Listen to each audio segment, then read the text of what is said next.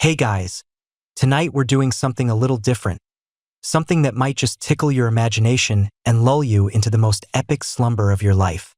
We're stepping through the veil, not just into history, but into mythology, straight into the grand, cloud-wreathed halls of Mount Olympus itself. You'll feel the ethereal hum of divine power thrumming in the very air, see the gold-leafed columns stretching into an impossible, endless sky, and smell the faint, sweet scent of ambrosia on the celestial breeze. Just a heads up, though, if a god sneezes, you probably won't survive the resulting gust of wind. So, before you get comfortable, take a moment to like the video and subscribe, but only if you genuinely enjoy what I do here. Let me know where you're tuning in from and what time it is for you right now. Now, dim the lights, maybe turn on a fan for that soft background hum, and let's ease into tonight's journey together. You feel it first as a subtle shift in the atmospheric pressure, then a sudden lightness, as if your very atoms are being rearranged. One moment you're nestled in your cozy space, the next you're standing, or rather, floating a few inches above, a floor of polished luminous marble. Around you, the air shimmers with an impossible light, not the harsh glare of the sun, but a soft, internal luminescence that seems to emanate from the very fabric of existence here. This is Mount Olympus, the legendary abode of the gods, and it is, in a word, extra. Every surface gleams, every column is carved with intricate, living designs that seem to ripple and flow like liquid gold. High above, beyond the impossibly tall, open-air ceilings, you can glimpse the perpetually clear, cerulean sky, dotted with clouds that drift by like sentient, fluffy sheep. The sheer scale of everything is breathtaking, designed not for mortal comfort but for divine grandeur. You crane your neck, feeling a crick form despite your ethereal state, trying to take it all in. It's like stepping into the most opulent, over-the-top palace ever conceived, then multiplying it by infinity and adding a touch of cosmic glitter. You half expect a divine interior decorator to pop out from behind a colossal statue of Hermes and ask your opinion on the celestial drapery. The vast hall stretches before you, echoing with the faint, distant sounds of divine life. A peal of laughter from what might be Aphrodite and Eros playing some cosmic prank. The clang of celestial armor from Ares's training grounds. The faint, resonant twang of Apollo's lyre from some distant balcony. But here, in this particular, quieter wing, there's a distinct stillness. You drift closer, drawn by an almost imperceptible aura of thinking. And that, my friends, is a rare commodity on Olympus, especially when it comes to the king of the gods himself. You find him, not on his grand throne, thundering commands or hurling lightning bolts, but in a surprisingly modest, by Olympian standards, mind you, sitting area. Zeus, the mighty ruler of the cosmos, the wielder of the thunderbolt, the philanderer supreme, is reclining on a cloud-soft chaise lounge that looks like it was upholstered with spun moonlight. His iconic beard, usually bristling with divine authority, seems a little less charged. His eyes, normally alight with the spark of creation or the fire of indignation, possess a faraway, almost wistful quality. He's not watching the mortal world below, not plotting some grand intervention or preparing for another epic battle. He's simply pondering. And what, you might wonder, could possibly occupy the mind of the king of the gods in such a quiet, contemplative manner? Surely not the usual divine agenda. He's already conquered the Titans, established his dominion, and pretty much perfected the art of turning into various animals for romantic escapades. He's presided over countless councils, judged innumerable disputes, and single-handedly kept the cosmos running for millennia. It's a bit like being the CEO of the universe. After a few thousand years, even the most exciting quarterly reports start to blend together. You can almost hear the divine equivalent of elevator music playing in his head. You realize, with a jolt that makes your ethereal form shimmer, that Zeus is bored. Not just a little bored, like when you've scrolled through every streaming service and there's still nothing to watch. This is an eternally bored, divinely profound ennui. He's done it all, seen it all, zapped it all. And now he's looking for something new, something utterly, completely, hilariously un-Zeus-like. His gaze sweeps across the vast hall over the impossibly ornate tapestries depicting his own glorious victories, the Gigantomachy, the Trojan War. He mostly just watched that one, if we're being honest, his various transformations. He sighs, a sound like distant thunder, but softer, more melancholic. You can almost hear the unspoken thought. Another epic battle? Yon. Another divine decree? Been there, done that, got the celestial t-shirt. He's tired of the grand gestures, the earth-shattering pronouncements. He craves something delicate, something that doesn't involve raw power or cosmic responsibility. You observe him idly tracing patterns on the armrest of his chaise, patterns that look strangely naughty, almost like, well, you can't quite put your finger on it, but it's definitely not a lightning bolt. His brow is furrowed, not in anger or strategic thought, but in a way that suggests profound concentration on a problem of a vastly different scale than usual. It's the kind of frown you get when you're trying to untangle a particularly stubborn string of fairy lights. This is the king of the gods, mind you, the one who, according to some ancient Greek sources, was born on Crete and raised in secret to avoid being eaten by his father Cronus, a detail that still makes you wonder about divine family dinners. He's the epitome of masculine power and authority. And yet, here he is, contemplating an ambition so far removed from his divine portfolio, so utterly mundane, it almost makes you giggle. It's like imagining a professional wrestler deciding he wants to take up competitive flower arranging, or a dragon applying for a job as a librarian. The juxtaposition is just delightful. Historians still argue whether the Olympian gods ever truly experienced boredom, or if their perceived ennui was merely a human projection onto their eternal, unchanging existence. But as you watch Zeus, you're convinced. This isn't projection. This is the real deal. He's looking for a challenge, yes, but not a challenge of might. A challenge of patience, of dexterity, of something that requires a touch more finesse than flinging thunderbolts at unruly mortals or turning them into swans. He lifts one massive, powerful hand, the very hand that has held the fate of worlds, and flexes his fingers. You expect a spark, a crackle of energy, but there's nothing.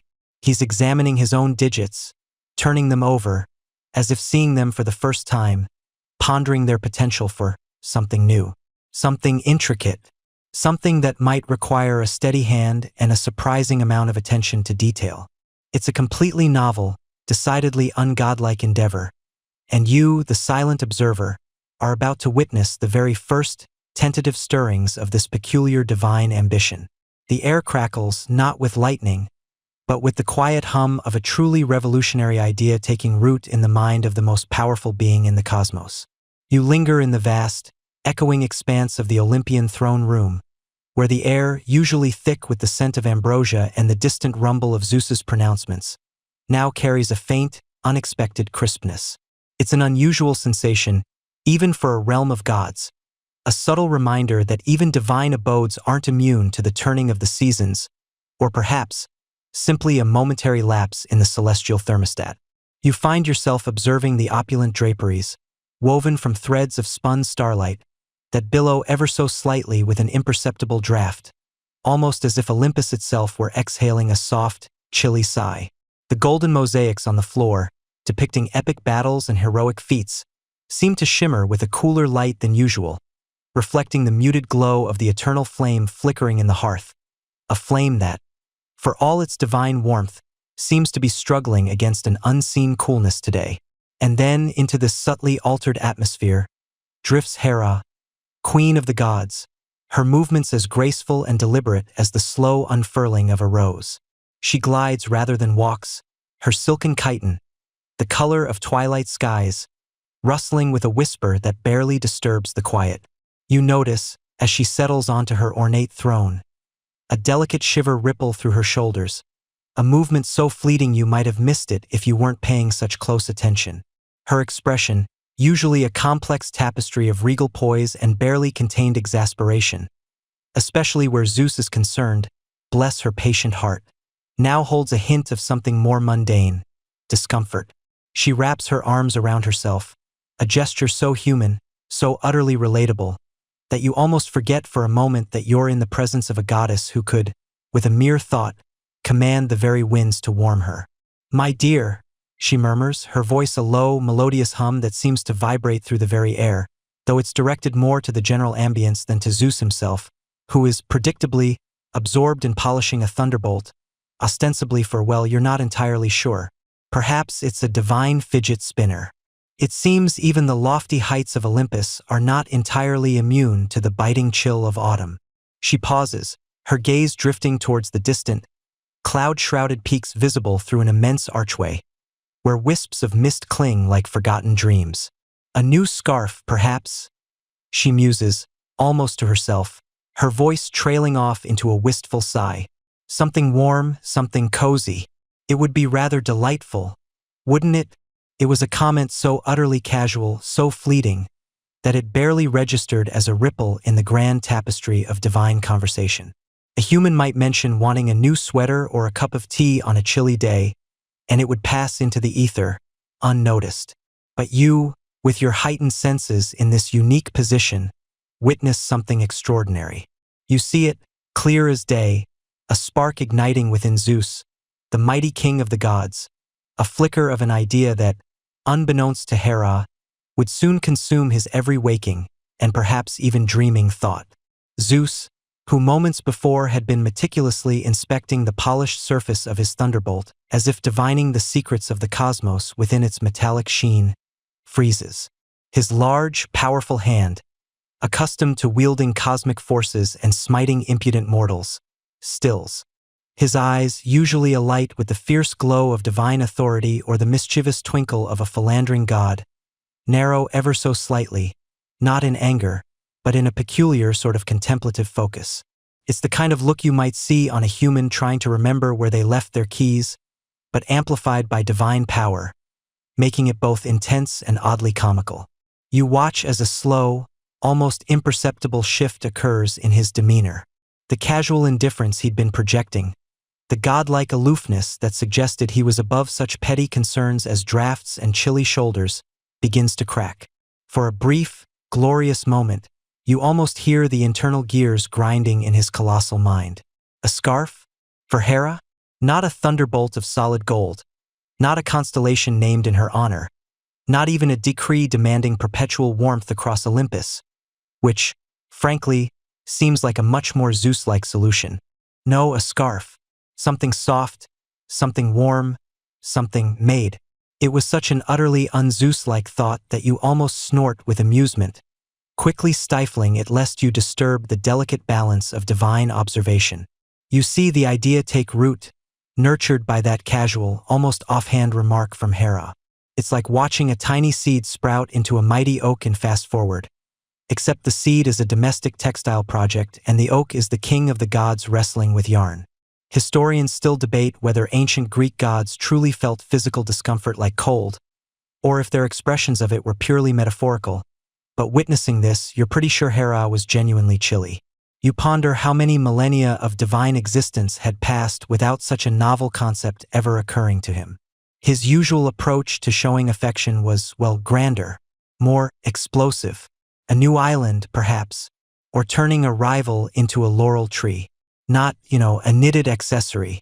It was almost endearing in its sheer absurdity. His mind, you perceive, is suddenly a whirlwind of uncharacteristic domesticity. A scarf. A handmade scarf. The novelty of the concept must have hit him like a rogue lightning bolt, not one he threw, mind you, but one that struck him. It was a challenge entirely outside his usual divine purview. He could summon storms, shape mountains, even transform into a swan, don't ask. But to fashion something with his own hands, something delicate and intricate, something that required patience and precision rather than raw power, this was uncharted territory. It was like asking a professional wrestler to perform a ballet.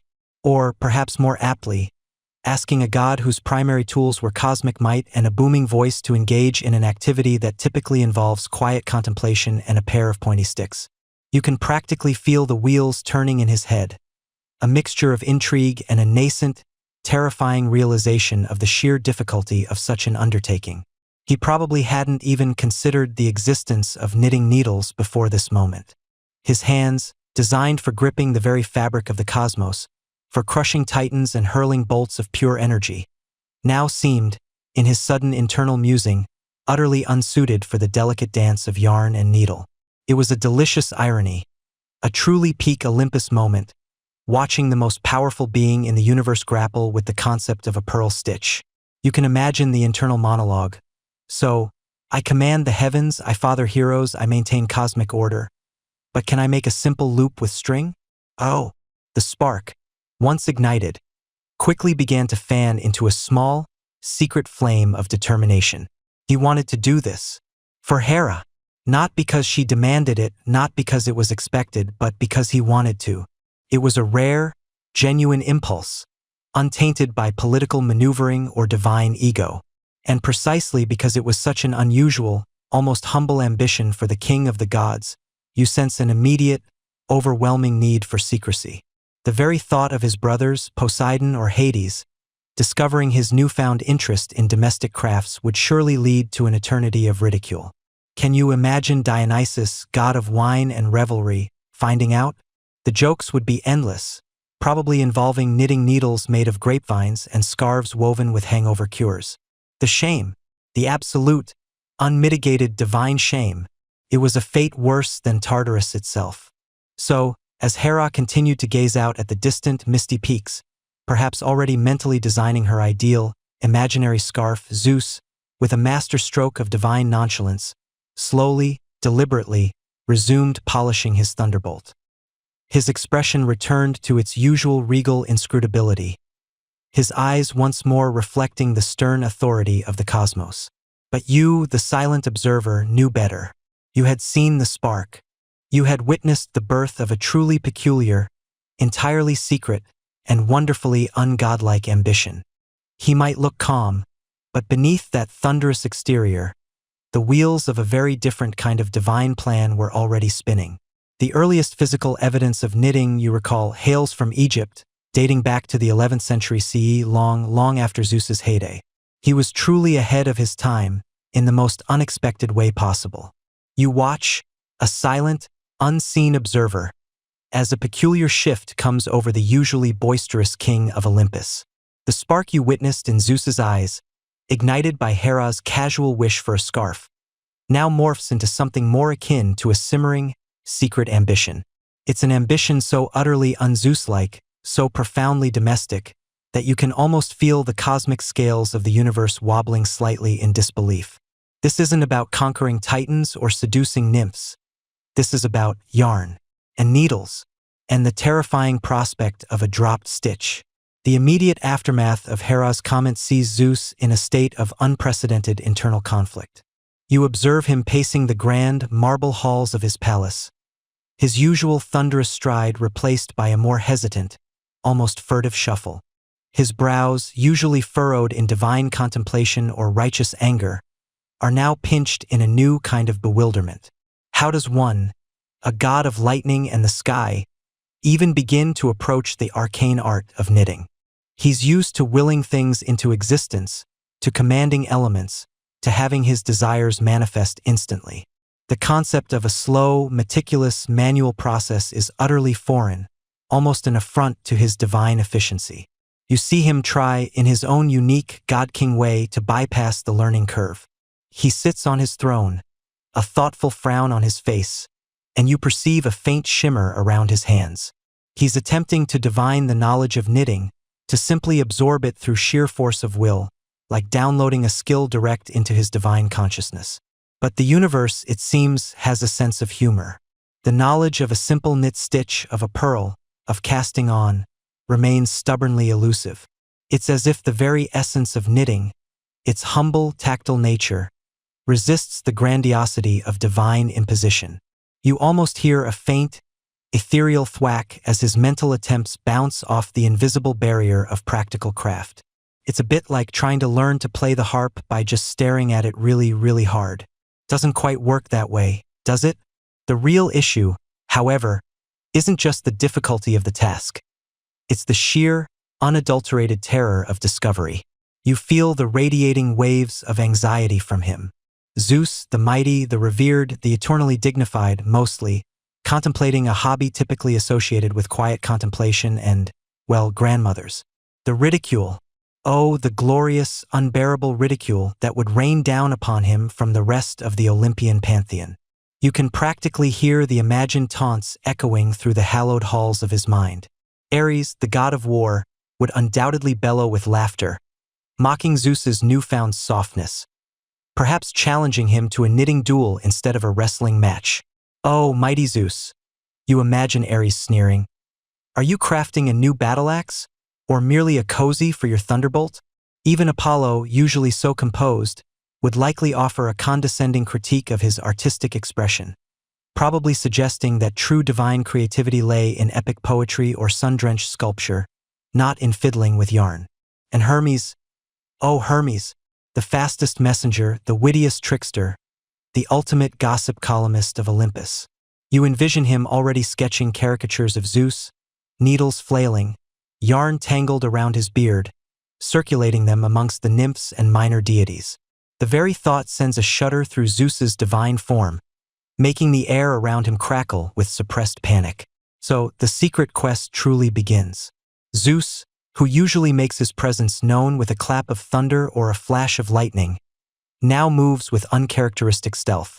You follow him as he seeks out the most secluded, rarely visited corners of Olympus.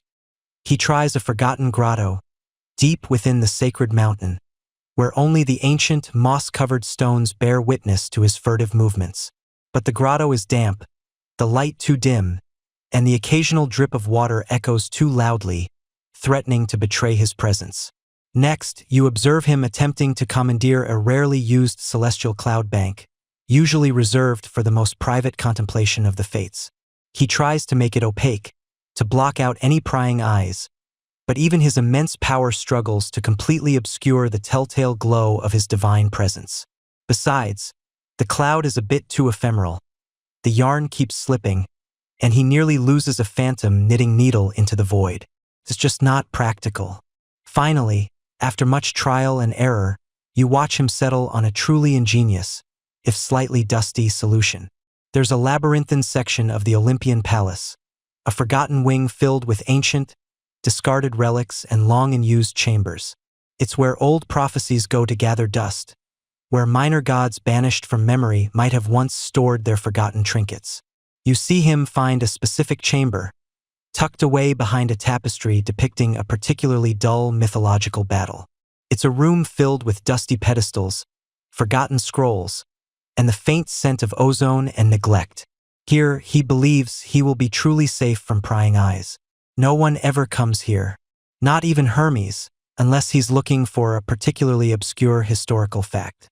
And speaking of obscure facts, it's a mainstream historical fact that for centuries, knitting was actually a predominantly male craft, particularly among sailors and fishermen who needed warm, durable garments. So, in a strange way, Zeus was almost reclaiming an ancient masculine tradition, though he certainly didn't see it that way. He just saw a potential source of eternal humiliation. You witness his first, hesitant steps into this secret lair. He casts nervous glances over his shoulder, even though he knows he's alone, a king haunted by the specter of public embarrassment. He pulls a stool from a dusty corner, wipes it with the hem of his toga, a surprisingly domestic gesture for the king of the gods, and sits down. He looks utterly bewildered, like a titan trying to assemble flat-pack furniture without instructions. His mind, accustomed to grand strategies and cosmic decrees, struggles with the minute details of yarn manipulation. He tries to remember Hera's quick, fluid movements, but they seem to evaporate the moment he tries to replicate them. He tries to visualize the scarf, to break it down into its component parts, like a divine architect planning a temple. But a scarf isn't a temple. It's a continuous loop of interconnected knots, an entirely different kind of construction. And here's a quirky little tidbit for you. Did you know that in some ancient cultures, specific knitting patterns were used as a form of coded communication, almost like a secret language? Imagine trying to decipher Zeus's first scarf. It'd probably just say, "Help, I'm tangled." You observe him trying to grasp the very concept of knitting. It's not about power, it's about patience. It's not about commanding, it's about coaxing. He tries to coax the air itself to explain the mysteries of casting on. But the air just is. He tries to command a stray dust mote to demonstrate a knit stitch, but the dust mote just floats lazily. The sheer humility of the task is, for Zeus, almost unbearable. He's used to things obeying him. Yarn, it seems, has a mind of its own. You sense his frustration building, a low rumble in the chamber that threatens to turn into a full-blown thunderstorm. He clenches his fists, then slowly unclenches them, reminding himself that this is a secret endeavor. He can't very well summon a lightning bolt to smite his own ignorance. That would certainly raise some eyebrows. He even considers, for a fleeting moment, just asking someone. Perhaps Athena, his wise daughter? But then the fear of ridicule reasserts itself, stronger than ever. Athena would be too clever, too observant. She'd see right through his casual inquiry about mortal textile arts, and probably offer a knowing, slightly amused smile that would pierce his divine ego more effectively than any thunderbolt. No, this had to be his secret, his alone. The silence in the dusty chamber stretches, punctuated only by Zeus's exasperated sighs. He tries to remember the precise way Hera held the needles, the way the yarn looped over her fingers. It seems so simple when she does it. But in his hands, it feels like trying to wrestle a particularly stubborn cloud into submission with two very thin, very pointy sticks. Scholars continue to argue about the precise moment Zeus realized that divine power alone wouldn't make a perfect knit stitch. Some posit it was a sudden, humbling epiphany. Others suggest a gradual dawning of understanding. But you, watching him now, see the slow, painful dawning of a different kind of wisdom. The wisdom that some things, even for the king of the gods, simply require practice, patience, and a willingness to look utterly foolish in private. Now, you find yourself shifting in your ethereal observation point, a sort of cosmic armchair, as Zeus, king of the gods, begins to truly grapple with the scale of his secret ambition. The initial fumbling, the near-quitting frustration you witnessed earlier, it all coalesced into a singular, undeniable truth for the mighty thunderer. If he was going to do this, if he was going to conquer the arcane art of knitting for Hera, he needed the absolute best. Not just good yarn, not even great yarn. He needed divine yarn, the kind of yarn that whispered of legends and shone with an inner light. You watch as a thought, like a lightning bolt in slow motion, sparks in his mind. Not a thunderous, sky-splitting thought, but a quiet, almost mischievous one. The golden fleece. Yes, that golden fleece. The one from the story, the one Jason and his Argonauts famously quested for, the one from Colchis. You can almost feel the smug satisfaction radiating from Zeus at the sheer obviousness of it. Why settle for mere mortal wool, no matter how finely spun by nymphs, when the most lustrous, mythical golden fleece in all of existence was, well, available? But herein lay a problem, a wonderfully human-sized problem for an inhumanly large god. This wasn't a matter of simply snapping his fingers and having it appear. Oh no, that would be far too loud, too Zeus-like. This whole endeavor was predicated on secrecy. Imagine, if you will, the king of the cosmos, the lord of lightning, trying to tiptoe. It's a bit like watching a majestic, fully rigged galleon attempting to navigate a bathtub without making a ripple. Utterly absurd. And yet, here we are. You perceive a subtle shift in the air around him, a slight dimming of his usual Olympian glow, as Zeus begins to contemplate the logistics of acquiring such a legendary item with surprising stealth. He paces the marble floors of his private chambers, a furrow in his brow that usually signifies the impending doom of mortals, but now, amusingly, signifies the impending doom of his knitting project if he gets caught. He glances nervously at the door, then at the window, as if expecting Hera to pop in with a casual, "What are you up to, dear?" It's a truly priceless moment of divine paranoia. His plan, as it unfolds before your perceptive gaze, is remarkably understated for Zeus. No grand pronouncements, no summoning of winged chariots. Instead, you see him cloaked in a cloud, not his usual storm cloud, but a soft, wispy, almost translucent one. It's less a disguise and more an attempt at being inconspicuous, like a celebrity wearing sunglasses indoors. You can practically hear him whispering to himself, "Must be quiet, must be quiet. Don't want any of the minor gods seeing me." Imagine the gossip. Zeus is off on another one of his errands. His journey, though swift, is executed with an uncharacteristic delicacy. You follow him as he glides through the upper reaches of the heavens, not disturbing a single constellation. He bypasses the usual celestial highways, opting for obscure nebulae and quiet cosmic currents. He's like a colossal, divine cat burglar, though instead of jewels, he's after yarn. The irony is not lost on you, nor, you suspect, on Zeus himself, whose internal monologue probably consists of a lot of exasperated sighs and muttered oaths about the indignity of it all. His destination, as you observe, is not Colchis itself, not the ancient kingdom of Aeetes where Jason famously retrieved it. Oh no, that would be far too messy, too many lingering mythical threads to untangle. Instead, it appears the Golden Fleece, after its epic journey and subsequent fame, had been quietly reabsorbed into the divine realm, placed in a sort of celestial vault, a shimmering, ethereal repository where powerful artifacts of legend were kept safe from mortal hands and, apparently, from nosy gods. Think of it as the ultimate, highly exclusive museum storage, but with less dust and more shimmering aura. As Zeus approaches this ethereal vault, you feel a hum in the air, a resonance of ancient power. The entrance, usually guarded by a constellation of watchful spirits, seems eerily quiet. You realize Zeus, being Zeus, has simply persuaded them to take a very, very long coffee break. Or perhaps, more accurately, he's temporarily rendered them insensible with a whisper of divine authority, a gentle lullaby of god power that makes even cosmic guardians feel suddenly very sleepy. It's a subtle flexing of muscle, a testament to his power, but done with a quiet precision that is, frankly, unsettling given his usual boisterous nature. He slips inside.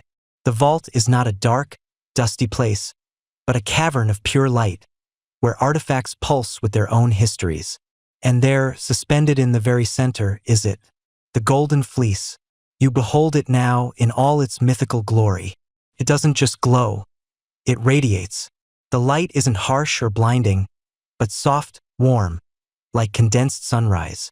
Every single strand of wool shimmers with an impossible luster, catching and refracting the ambient light into 1,000 tiny rainbows. It feels almost alive, humming with the echoes of ancient quests, of dragons' teeth sown, of heroes' struggles. It's not just gold and color. It feels like solidified sunshine, spun into threads of pure light. If you could touch it, you imagine it would feel softer than a cloud, yet possess the strength of tempered steel. It's the kind of material that makes you understand why people would cross oceans and fight monsters for it. And it's for a scarf.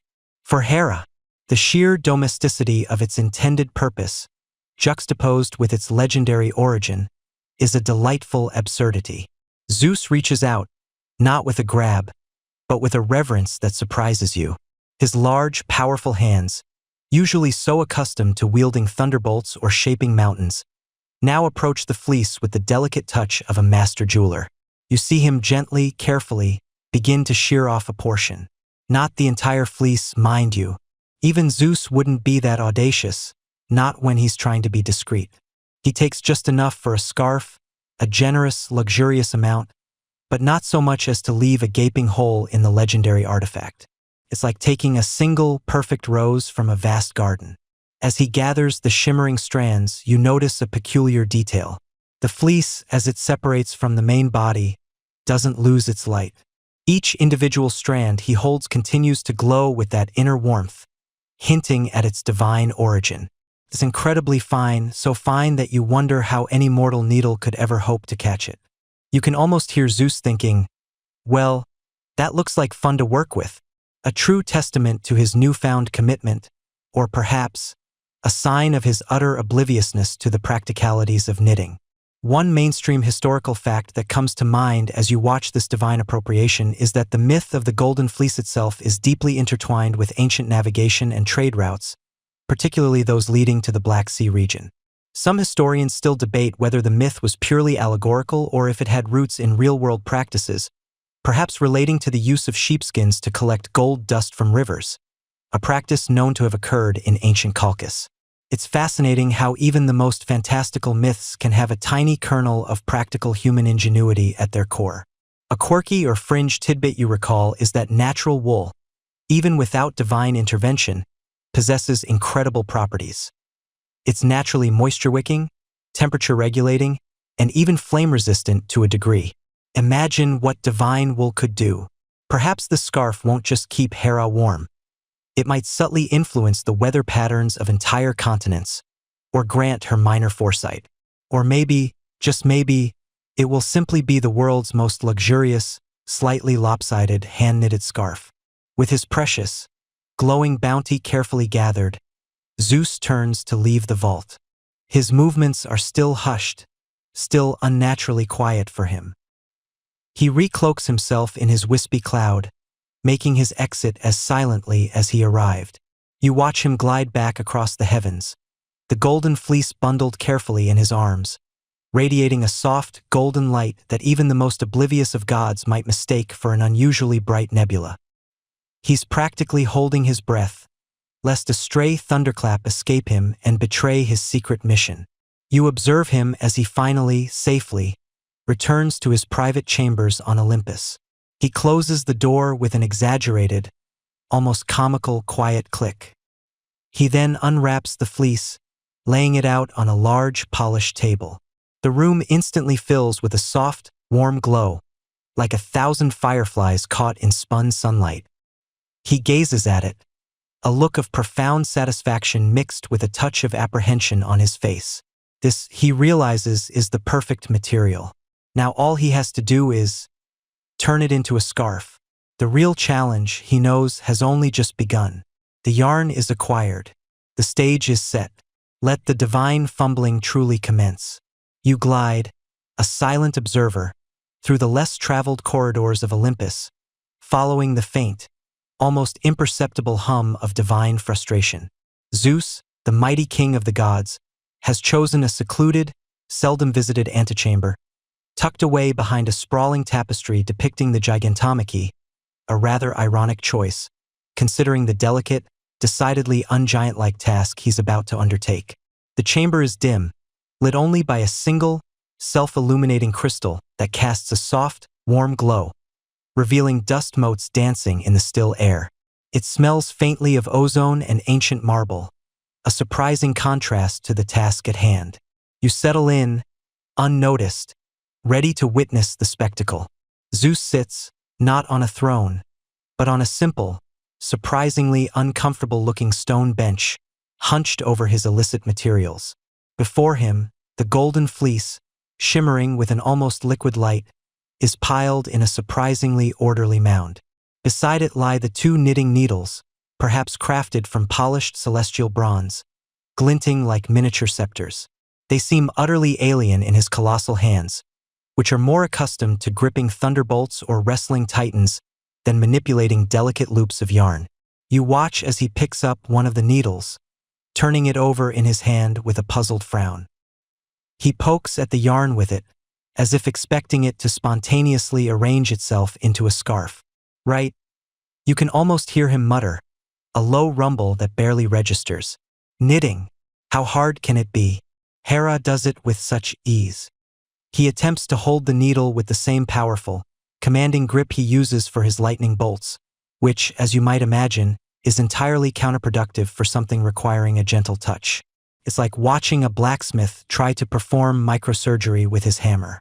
You almost expect a stray spark to fly from his fingertips, accidentally singeing the precious golden fleece. His first attempt at casting on is, to put it mildly, a disaster of epic proportions. He tries to loop the yarn around the needle, but his fingers, built for hurling mountains and reshaping landscapes, are clumsy, oversized instruments of chaos. The golden thread, instead of forming a neat, pliable loop, becomes a snarled, defiant mess. It slips from his grasp, coils around his thumb, then inexplicably wraps itself around his elbow. He pulls, gently at first, then with increasing divine impatience, and the yarn only tightens its grip, like a mischievous golden serpent determined to mock its would-be master. You can almost hear a tiny, high-pitched giggle from the yarn itself, if such a thing were possible. He grunts, a sound that usually precedes a major meteorological event, but here it's just a frustrated puff of air. He tries again, this time attempting to mimic what he's vaguely observed Hera doing. He holds the yarn taut with one hand, the needle with the other, and tries to scoop a loop. But the yarn refuses to cooperate. It's too slippery, too fine, too unwilling. It's almost as if the fleece, imbued with its own ancient magic, resents being subjected to such amateurish handling. It reminds you of that time you tried to bake a soufflé and it just stubbornly refused to rise, no matter how much you begged it. Some things just have a mind of their own. His brow, usually furrowed in thoughts of cosmic governance or romantic conquests, now crinkles with pure, unadulterated perplexity. He tries to transfer a loop from one needle to the other, a fundamental knitting action, and it goes spectacularly wrong.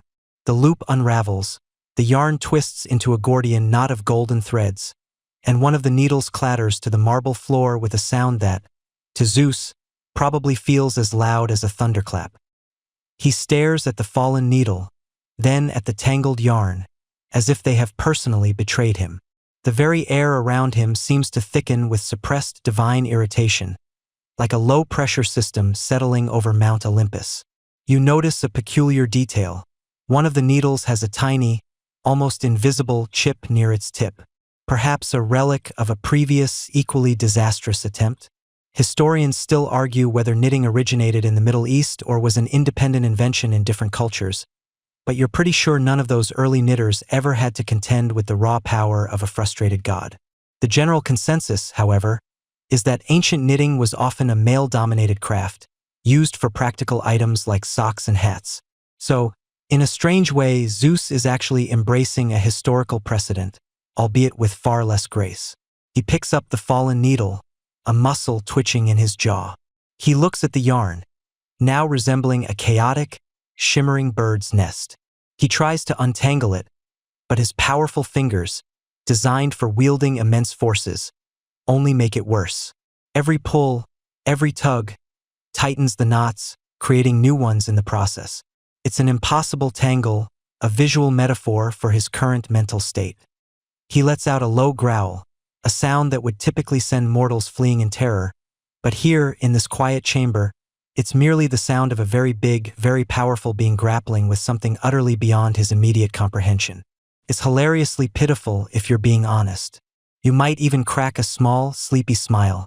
He attempts to restart, grabbing a fresh section of the golden fleece, determined to conquer this inanimate foe.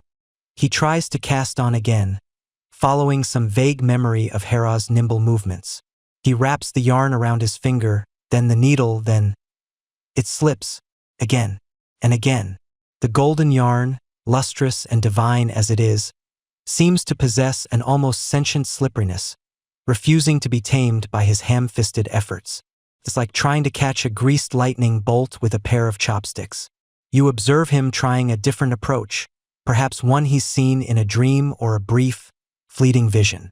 He tries to use his thumb and forefinger to pinch the yarn just so, to guide it through a loop. But his fingers are too large, too clumsy. They fumble, they mash, they miss entirely. He ends up with a loop of yarn caught on his nail, another wrapped around the needle like a constricting snake, and the main strand disappearing somewhere behind his ear. The golden fleece, which should be flowing smoothly, is now a series of tight, constricting bands around his fingers, turning them a faint, alarming shade of purple. A frustrated sigh escapes him, a sound like distant thunder echoing through a valley. He slams the needles down on the bench, not with full divine force, but with enough exasperation to make the crystal lamp flicker nervously. He leans back, running a hand through his usually impeccably coiffed beard, now slightly disheveled. He stares at the tangled golden mess before him, a monument to his utter failure in the realm of domestic crafts. This, the king of the gods, who had overthrown his father, carved out the cosmos, and commanded the very elements, was utterly, spectacularly defeated by 2 sticks and a bit of string. It's a truly humbling sight. You can practically see the steam coming off his ears. The sheer, unyielding reality of his own divine impatience begins to settle in. He's used to things bending to his will, to desires manifesting into reality with a mere thought or a flick of his wrist. But knitting? Knitting requires patience, precision, and a level of fine motor control that he, the grand architect of the universe, simply doesn't possess. It's a humbling blow to his divine ego, a stark reminder that even omnipotence has its limits, especially when faced with the deceptively simple art of interlacing loops. The golden fleece lies there, a shimmering, mocking testament to his utter lack of crafting prowess, an impossible tangle of divine frustration. You feel it now, the air around Zeus thickening, humming with an almost palpable tension. It's not the usual crackle of impending thunder, nor the playful static electricity that sometimes precedes a divine squabble. No, this is something far more primal, more deeply rooted in the very essence of a god who has never, not once in all of eternity, truly had to try at anything. You can almost hear the gears grinding in his immortal mind, a sound akin to a celestial rockslide, as he grapples with the unyielding reality of his own divine impatience. He sits, slumped on a cloud-soft, but clearly unappreciated, throne of pure cumulus, his golden fleece yarn a tangled, rebellious mess across his lap. The knitting needles, once gleaming instruments of his nascent ambition, now look more like tiny, golden torture devices. His brow, usually furrowed only by weighty matters of cosmic justice or deciding which mortal to turn into a swan, is now contorted into a grimace of pure, unadulterated frustration. You see his massive, powerful hands, accustomed to wielding lightning bolts and shaping mountains, fumble with the delicate loops of yarn. Each movement is stiff, uncoordinated, a grotesque parody of the nimble finger work required for such a humble craft. It's like watching a grizzly bear try to perform delicate surgery, admirable in intent, but utterly disastrous in execution. A low growl rumbles in his chest, not a thunderous roar, but a defeated, almost whiny sound. He picks up the half-formed, lumpy monstrosity that is supposed to be the scarf. It's less a scarf and more a golden, slightly singed bird's nest that's been run over by a chariot. One end is wide and loose, a gaping maw of dropped stitches, while the other tapers into a ridiculously tight, almost knotted point. The middle section, where he'd presumably tried to exert some divine will over the fibers, looks like it's suffered a minor earthquake, with entire rows collapsing into themselves. You can practically hear the yarn screaming in silent agony. He sighs, a breath that carries the scent of ozone and something vaguely resembling burnt toast, and slumps back against the cloud. His eyes, usually alight with cosmic power, are now glazed over with an expression of utter bewilderment. He's used to things obeying him. The winds obey, the seas obey, even the fickle hearts of mortals often bend to his whims. But this yarn, this infuriating, uncooperative, stubbornly unknittable yarn, it defies him at every turn.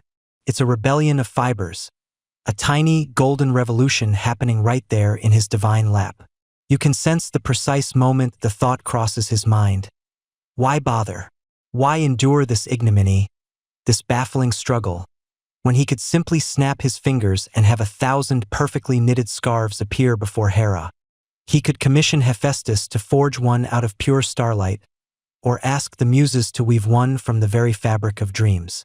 He could even just conjure a perfectly warm, gentle breeze to ensure Hera never felt a chill again. The options, for a god of his stature, are limitless. And yet, he persists, or at least he was persisting. Now, you feel the scales tipping precariously towards abandonment. His fingers twitch, a faint spark of lightning flickering around his knuckles, as if he's contemplating zapping the entire project into oblivion. It would be a rather dramatic, if ineffective, way to solve his problem. It reminds you of that feeling when your Wi-Fi drops right before the big meeting, and you briefly consider throwing your entire laptop out the window, even though you know it won't magically fix the internet. Zeus, it seems, is experiencing the divine equivalent of a tech meltdown. He tries again, picking up the needles with a renewed, albeit fragile, determination. He attempts to unravel a section, but the golden fleece, being divine in nature, seems to have an extra layer of stubbornness. It clings to itself, forming tight, impenetrable knots that seem to laugh at his efforts. He pulls, he tugs, he mutters under his breath, a string of ancient Greek expletives that would make even Hades blush. You catch a few phrases, something about Persephone's pet piranhas and Hades's holiday socks, which gives you a rather vivid and slightly disturbing mental image. The frustration builds, a crescendo of divine vexation. His face reddens, not with exertion, but with the sheer indignity of it all. This is Zeus, king of the gods, master of Olympus, and he's being bested by 2 sticks and a ball of yarn. It's an insult to his very being. You wonder if any mortal witnessing this scene would ever truly grasp the depth of his humiliation. It's not just about failing at a task. It's about failing at a task that, by all accounts, should be utterly beneath his notice, and yet it holds him captive in its intricate, frustrating embrace. He throws the needles down with a clatter that echoes a little too loudly in the quiet chamber. They bounce off the cloud throne and land with a soft thud on the gilded floor. The yarn, however, remains stubbornly draped across his lap, a mocking golden serpent. He glares at it, as if expecting it to cower and untangle itself out of fear. It does not. You recall a fascinating, if slightly obscure, historical tidbit about Emperor Nero, who, despite being the ruler of the vast Roman Empire, spent an inordinate amount of his time obsessing over his musical performances and chariot racing, often neglecting pressing state matters. Scholars still debate whether divine beings, like Zeus, truly understood the human concept of patience before experiencing it firsthand through such mundane, frustrating endeavors. It seems Zeus, in this moment, is getting a crash course in a virtue he's rarely had to cultivate. His usual method for dealing with problems is a swift, powerful solution. A lightning bolt here, a divine decree there. This slow, repetitive, finicky process of knitting is anathema to his very nature. His chest heaves with an exasperated sigh. He rubs his temples, a gesture so human in its weariness that it's almost startling to see on a god. His gaze drifts around the opulent chamber, as if searching for an escape route, a distraction, anything to pull him away from this golden nightmare. He spots a magnificent amphora, intricately painted with scenes of heroic battles. For a fleeting second, you think he might just hurl the entire knitting project into it, or perhaps smash the amphora itself out of sheer frustration. The urge to simply destroy the source of his irritation is almost overwhelming. But he doesn't. He just sits there, stewing in a silent, thunderless rage.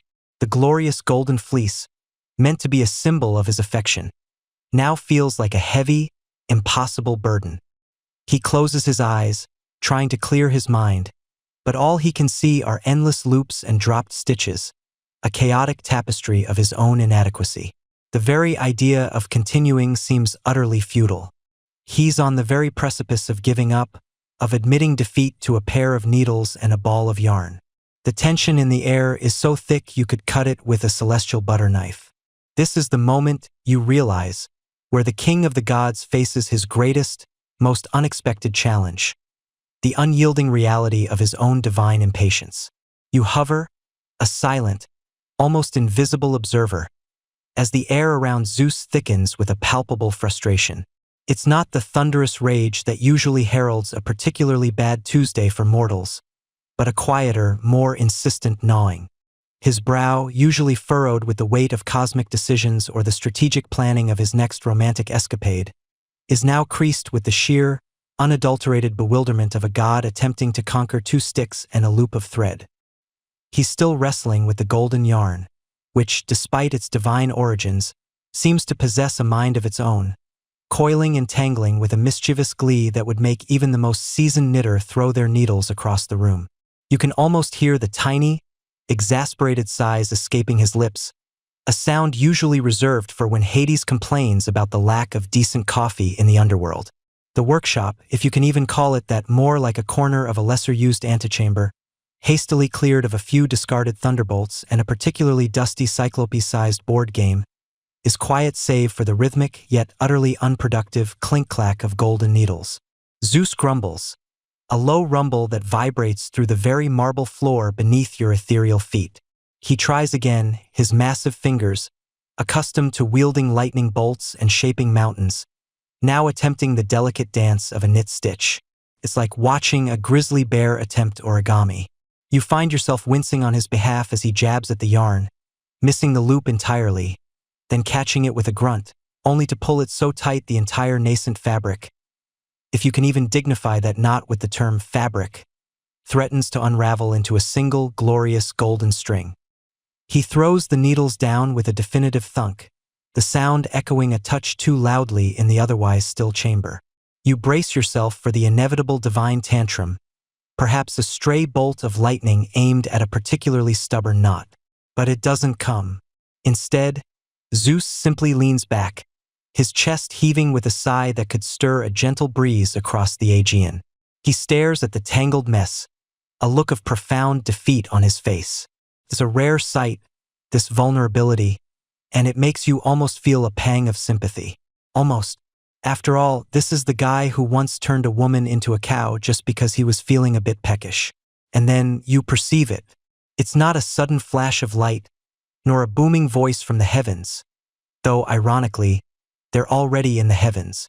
No, it's far more subtle, a delicate ripple in the very fabric of the air itself, a faint hum of pure intellect that seems to emanate from the shadows just beyond Zeus's peripheral vision. You turn your gaze, your perception sharpening, and there she is, Athena, not physically present, not in her battle armor, nor with her ever-present owl. She's there as an essence, a whisper of thought, a gentle, unseen nudge of wisdom. It's like she's projecting the very concept of how to knit directly into the air around him. A silent, divine tutorial. You watch as Zeus, who moments ago seemed ready to declare knitting the eighth wonder of the world, and the most frustrating, slowly reaches for the needles again. There's a fractional shift in his posture, a subtle relaxation in his shoulders. He picks up the golden yarn, and this time his fingers don't jab. They hesitate, then move with a newfound, almost imperceptible grace. It's as if a tiny, invisible hand is guiding his own, adjusting the angle of the needle, loosening the tension on the yarn just so. You can practically feel the thought being implanted in his mind. Loop the yarn over the needle, father, not under it, and then, through the stitch. It's an ethereal whisper, a knowledge that seems to blossom from within his own consciousness. Yet you know its true origin. This is Athena's genius at play. She's not doing the knitting for him.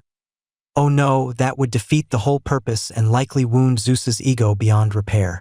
Instead, she's subtly adjusting his perception, refining his motor skills, and implanting the correct sequence of actions directly into his divine brain. It's like when you're trying to remember a word, and it's right on the tip of your tongue. Then suddenly, poof, there it is, clear as day.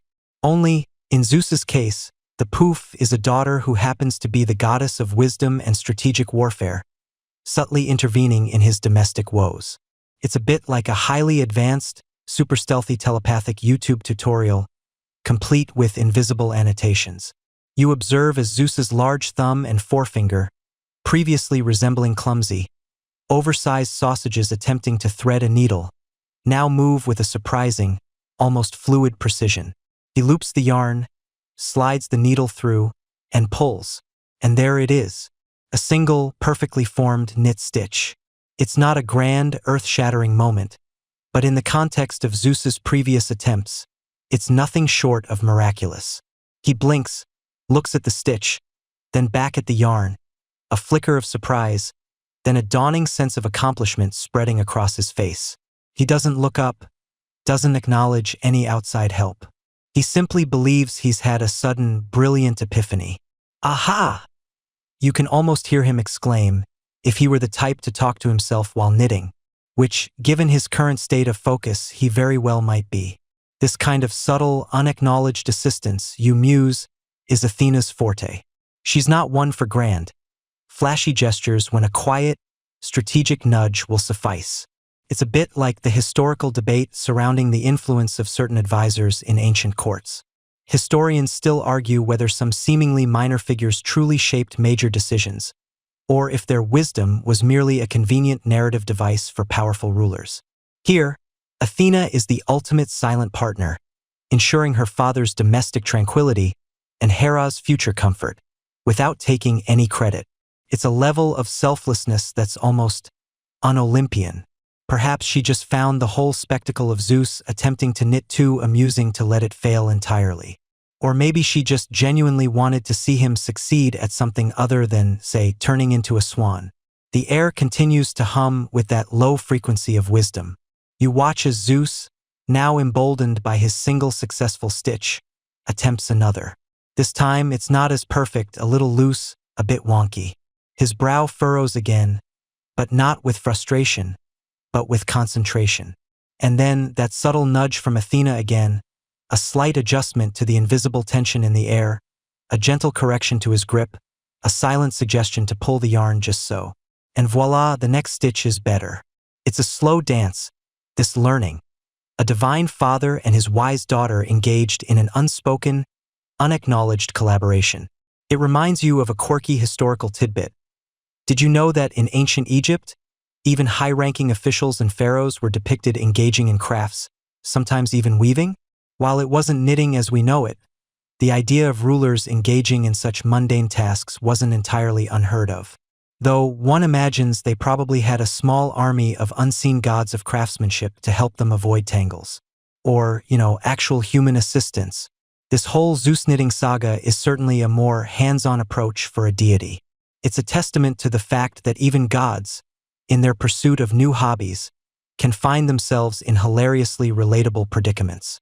The silence in the chamber is no longer one of tension, but of focused effort. The rhythmic clink-clack of the needles becomes more consistent, less haphazard. Zeus's breathing deepens, a sign of intense concentration. You can almost see the gears turning in his divine mind as he starts to internalize the movements, the rhythm, the almost meditative flow of knitting. It's a process that usually takes mortals weeks, if not months, to master. But with Athena's subtle guidance, Zeus is compressing eons of learning into mere hours. It's a divine cheat code, really. You wonder if he'll ever realize the invisible hand that guided him. Probably not. He's Zeus, after all. Everything he achieves is, by definition, a stroke of his own genius. You perceive Athena's essence lingering, a quiet, watchful presence. She's like the ultimate silent tutor, the kind who doesn't just give you the answers, but subtly shifts your understanding until you find the answers yourself. It's a truly masterful display of divine pedagogy. You can almost hear her thinking, in that calm, logical way of hers, "Yes, Father," just like that. Now, remember the pearl stitch for the ribbing, though perhaps we'll save that lesson for another eon. The way Zeus's fingers now move, still large and powerful, but with a newfound delicacy, is genuinely fascinating to behold. He's not a knitting prodigy by any stretch of the imagination.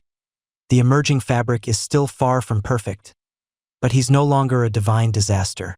He's making progress, and that, in the grand scheme of things, is a victory in itself. You find yourself, once again, a silent observer in the grand, echoing halls of Mount Olympus, though now, the air feels different. It's no longer thick with Zeus's initial, thunderous frustration, but imbued with a quieter, more determined energy. You watch as the subtle, almost imperceptible nudge from Athena, a whisper of divine wisdom in the cosmic wind, begins to take root within the king of the gods. It wasn't a lightning bolt of understanding, mind you, or a sudden divine download of knitting prowess. Oh no, that would be far too easy, wouldn't it? Instead, you witness the unfolding of something far more human, and frankly, far more relatable. The slow, painstaking process of learning. Zeus, still hunched over his golden yarn and those surprisingly unyielding needles, no longer seems quite so ready to hurl them into the abyss. There's a subtle shift in his posture, a slight relaxation in his shoulders. You notice his gaze, which moments ago was a storm cloud of divine impatience, has now softened, focusing with an almost childlike intensity on the intricate dance of yarn and needle. It's as if a tiny, celestial switch has been flipped, moving him from rage quit imminent to okay, maybe just one more row. You lean in closer, almost holding your breath, as you observe his immense, calloused fingers, which have wielded thunderbolts and shaped mountains, now attempting the delicate art of slipping a stitch. It's a sight that would make even the most seasoned knitter wince in sympathetic anticipation. He still fumbles, of course. This isn't a magical transformation into a knitting savant. His movements are clumsy, hesitant, like a colossal bear trying to thread a needle with a fishing line. But there's a new patience in his fumbling, a willingness to repeat the motion, to try again, rather than simply giving up. You can almost hear the quiet, internal monologue of a god discovering humility. Right, over, under, through. No, wait, that was under the first time. Is it over, or is it around? This is more complex than creating a new constellation, honestly. The golden yarn, once a defiant tangle, now seems to cooperate ever so slightly. You see a single, almost perfect loop form, then another, and then, miraculously, a third. It's not much, certainly not a scarf, but it's something.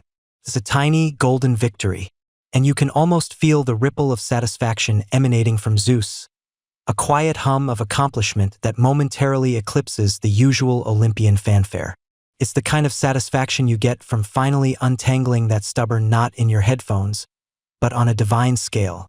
Days, or perhaps even weeks in mortal time, for time on Olympus has a wonderfully fluid quality, expanding and contracting at the whim of boredom or epic drama, begin to blend into a rhythmic cycle of learning. You observe Zeus in various secluded nooks of the palace, behind a particularly large statue of himself, tucked away in a seldom-used antechamber, or even, once, perched precariously on a cloud, his legs dangling as he diligently worked on his project. He still gets tangled, sometimes hopelessly so, turning his golden fleece into what looks like a particularly aggressive tumbleweed. You even witness him, on one occasion, letting out a frustrated sigh that sounds suspiciously like distant thunder, only to immediately catch himself, glancing around nervously to ensure no one heard his ungodlike display of mild vexation. It's quite endearing, really. His progress, though painstaking, is undeniable. Where before there were only knots and dropped stitches, now you begin to see rudimentary rows forming. They're uneven, certainly. One side might be 3 times wider than the other, and there are holes where stitches mysteriously vanished into the ether, presumably absorbed by some mischievous nymph or perhaps just the sheer force of Zeus's divine aura. But they are rows. They are connected. They are, in essence, knitting. It reminds you of those early human attempts at pottery, lumpy and imperfect, but undeniably functional. Speaking of early human crafts, you recall that the earliest known examples of knitting, as a distinct technique from other forms of looping or knotting, are generally traced back to Egypt around the 11th century AD, showcasing incredibly complex patterns. Zeus, bless his heart, is definitely still in the pre-Egyptian phase of his knitting journey. You start to notice the subtle shifts in his technique. His grip on the needles, initially a death clutch, loosens. His gaze, once a laser-focused stare of pure concentration, now occasionally drifts, as if he's internalizing the rhythm of the stitches, letting his hands find their own way. It's almost meditative. You might even catch him humming softly to himself, a low, rumbling tune that sounds like the prelude to a gentle spring rain. He's no longer fighting the yarn. He's beginning to dance with it, albeit a very clumsy 2 left feet kind of dance. This gradual, almost imperceptible improvement gives him a profound sense of renewed purpose. The initial desire to surprise Hera, which had been buried under layers of frustration, now resurfaces, shining brighter than ever. He's no longer just trying to learn to knit. He's actively creating. And there's a quiet pride in his eyes as he holds up his emerging, lumpy creation, turning it this way and that, as if admiring a newly formed galaxy. You can almost see the gears turning in his divine mind. Yes, yes, this will certainly keep Hera's neck warm, eventually. It's the kind of quiet pride you see in a child presenting a wonky, handmade card to their parent. The effort, not the perfection, is the true gift. There's a quirky little tidbit you recall about the history of knitting.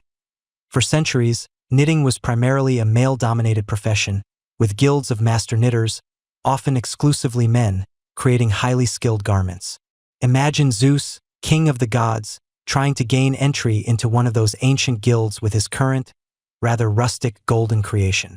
They'd probably politely suggest he stick to thunderbolts.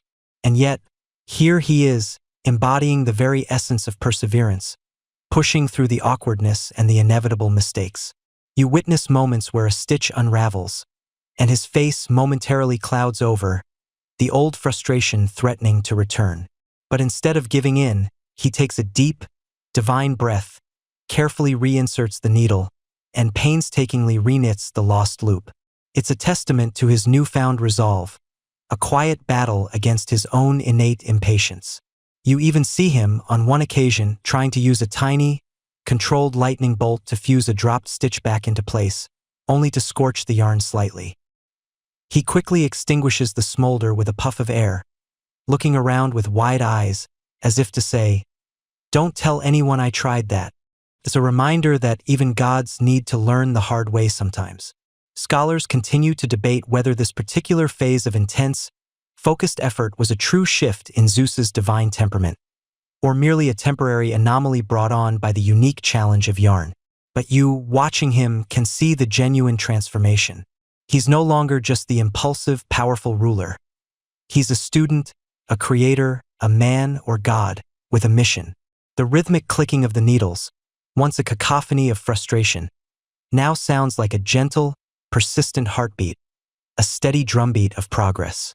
The golden scarf, though still far from complete, is slowly, stitch by painstaking stitch, taking on a life of its own, a testament to the king of the gods' surprising and very human journey into the world of yarn. You behold it now, truly, the emerging scarf. It lies there, draped over a rather ornate, if slightly scorched, marble bench in Zeus's secret workshop, which, by the way, has surprisingly good acoustics for a place where a god of thunder is trying to do delicate handiwork. And what you see, well, it's certainly something.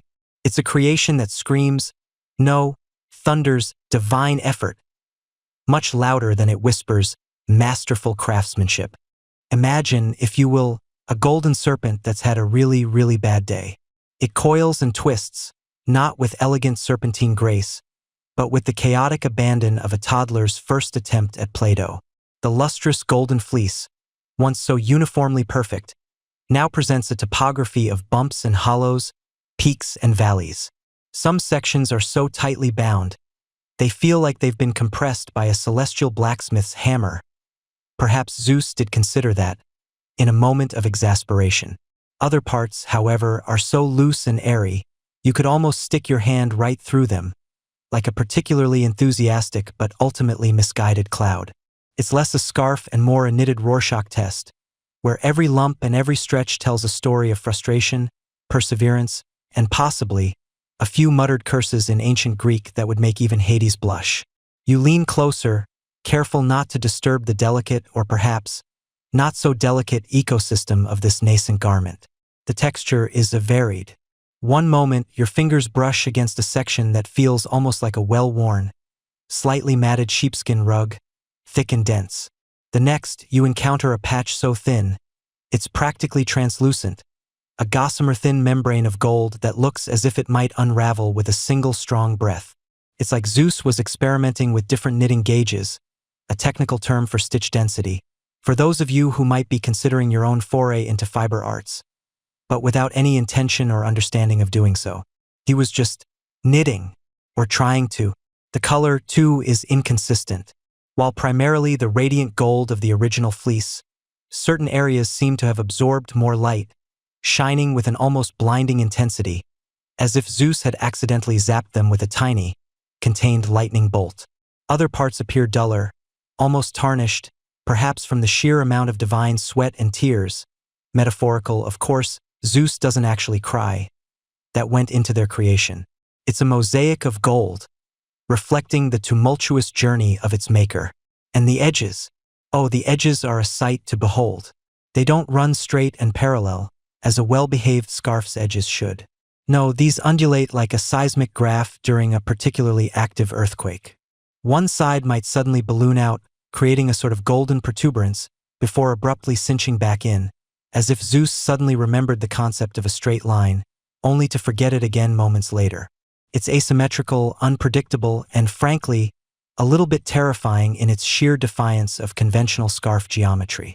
If scarves had personalities, this one would definitely be the rebellious teenager who refuses to conform.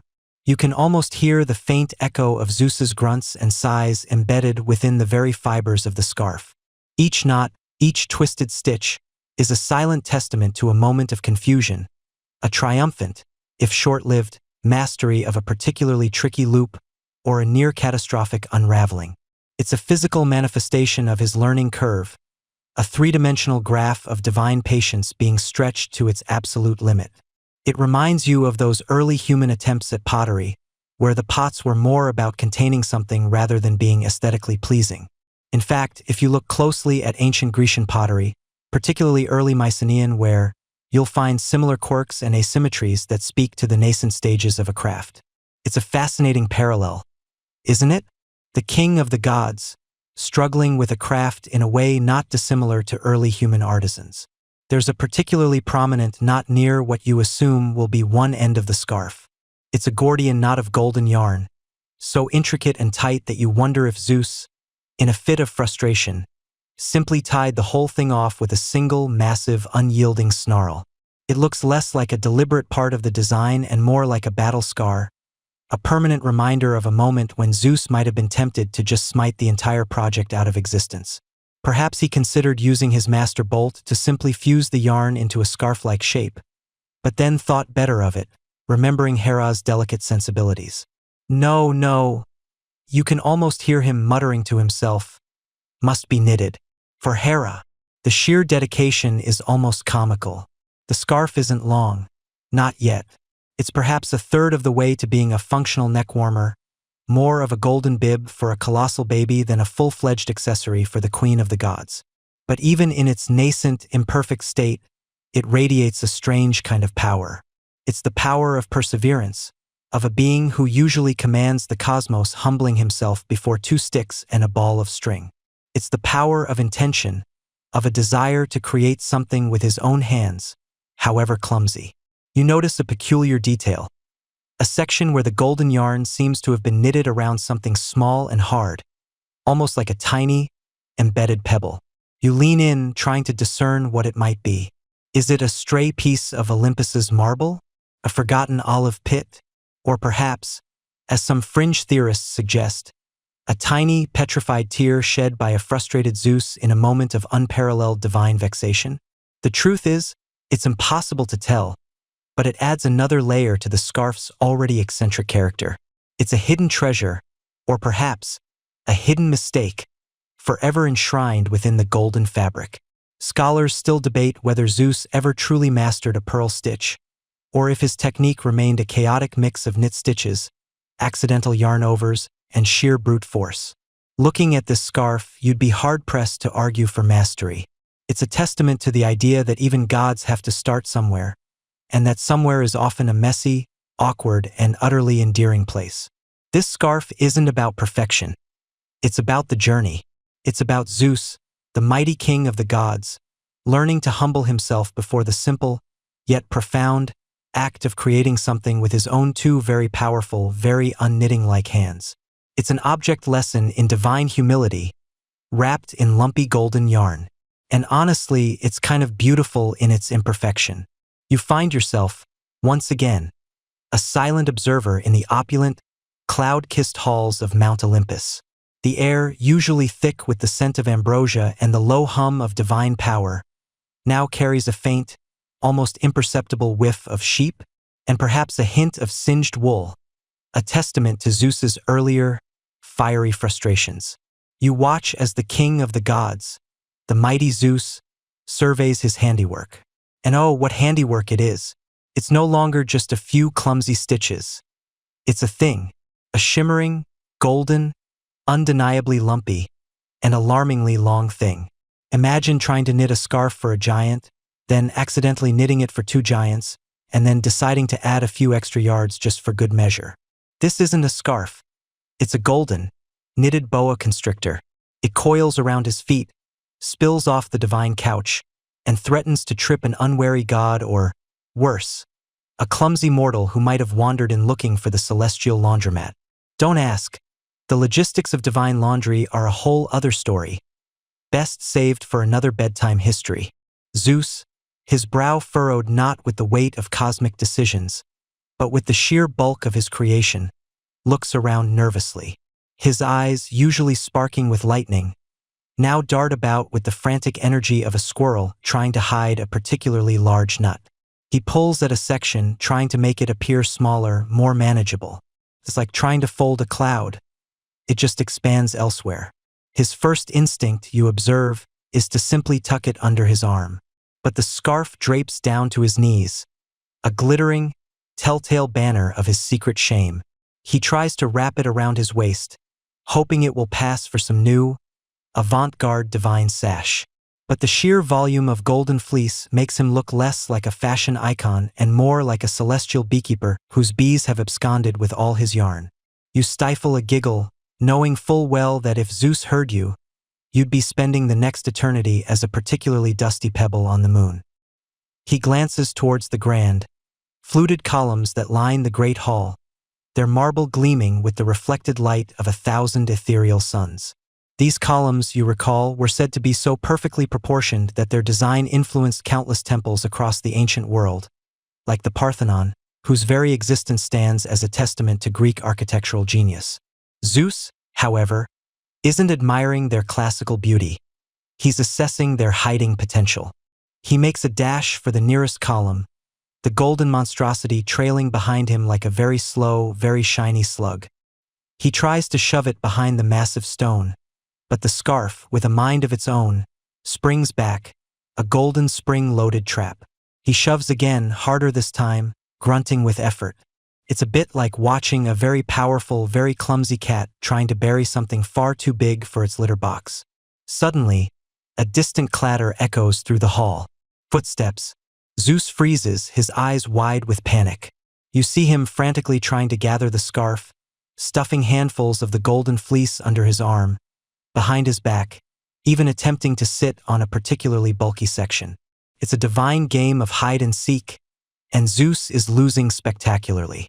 A shadow falls across the polished floor. It's Ares, clanking along in his full battle armor, probably on his way to complain about something or start a fight with someone. You watch as Zeus, with remarkable speed for such a large deity, spins around, presenting Ares with his back, the massive scarf now precariously draped over his shoulders, making him look like he's wearing a particularly flamboyant golden cape. "Father," Ares bellows, his voice echoing, "have you seen my spear? I seem to have misplaced it near the ambrosia bar. And what, pray tell, is that peculiar shimmer about you?" Zeus clears his throat, attempting a casual air that is utterly ruined by the golden wool peeking out from under his armpit. "Ah, Ares, my boy, just adjusting my celestial aura. Very bright today, isn't it? As for your spear, perhaps you left it with Hephaestus? He's always tinkering." He gestures vaguely in the direction of the divine forge, hoping to deflect attention. Ares squints. "Your aura seems unusually fluffy, father, and golden. Are you shedding?" Zeus laughs, a forced, booming sound that makes the very clouds outside tremble. "Nonsense, just a new technique I'm trying. Very radiant." He takes a step back, trying to put more distance between himself and his son, the scarf rustling like 1,000 tiny golden serpents. Ares shrugs, seemingly convinced enough by the sheer absurdity of the explanation. "Right? Well, if you see my spear, don't use it to stir your ambrosia. Happened last week. Took ages to get the nectar out." He clanks off, leaving Zeus to sag against the column, relief washing over him like a divine tidal wave. The close call only intensifies Zeus's frantic energy. He pulls the scarf, trying to coil it into a neat pile, but it defies his every effort. It's like trying to fold a particularly stubborn slinky. Or perhaps, you muse, it's like trying to get a group of particularly opinionated deities to agree on anything, utterly impossible. He considers using his lightning to shrink it, but then remembers the singed wool from earlier. He tries to simply wish it away, but even divine will has its limits when faced with a truly epic knitting disaster. You might wonder, as historians still argue whether the ancient Greeks truly believed their gods were fallible or if that was merely a literary device, just how much of Zeus's power was truly unlimited, and how much was simply perception. This scarf, it seems, is testing the very boundaries of his omnipotence. He spots a large, ornate chest in the corner, usually used for storing divine decrees or perhaps old lightning bolts that have seen better days. Perfect. He drags the heavy chest open, its hinges groaning in protest. He then attempts to stuff the entire golden monstrosity inside. It's a battle of wills. Zeus shoves, the scarf resists. He pushes, it bulges.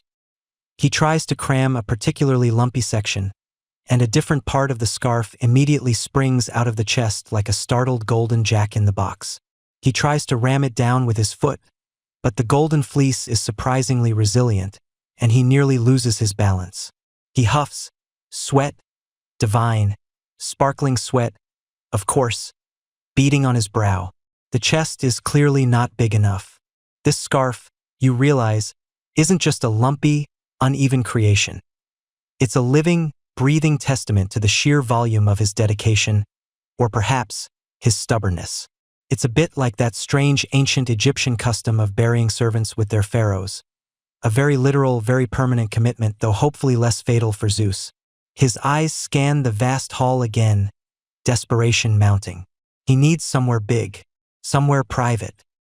He looks towards the massive, intricately carved double doors that lead to his private chambers, the ones usually guarded by a pair of particularly grumpy cyclopes. Don't worry. They're on coffee break, probably arguing about the best way to polish a thunderbolt. He takes a deep breath, gathers the entire unwieldy mass of golden yarn into his arms, and begins to shuffle, then stride, then power walk towards his chambers. The scarf billows around him, a shimmering, golden cloud of wool.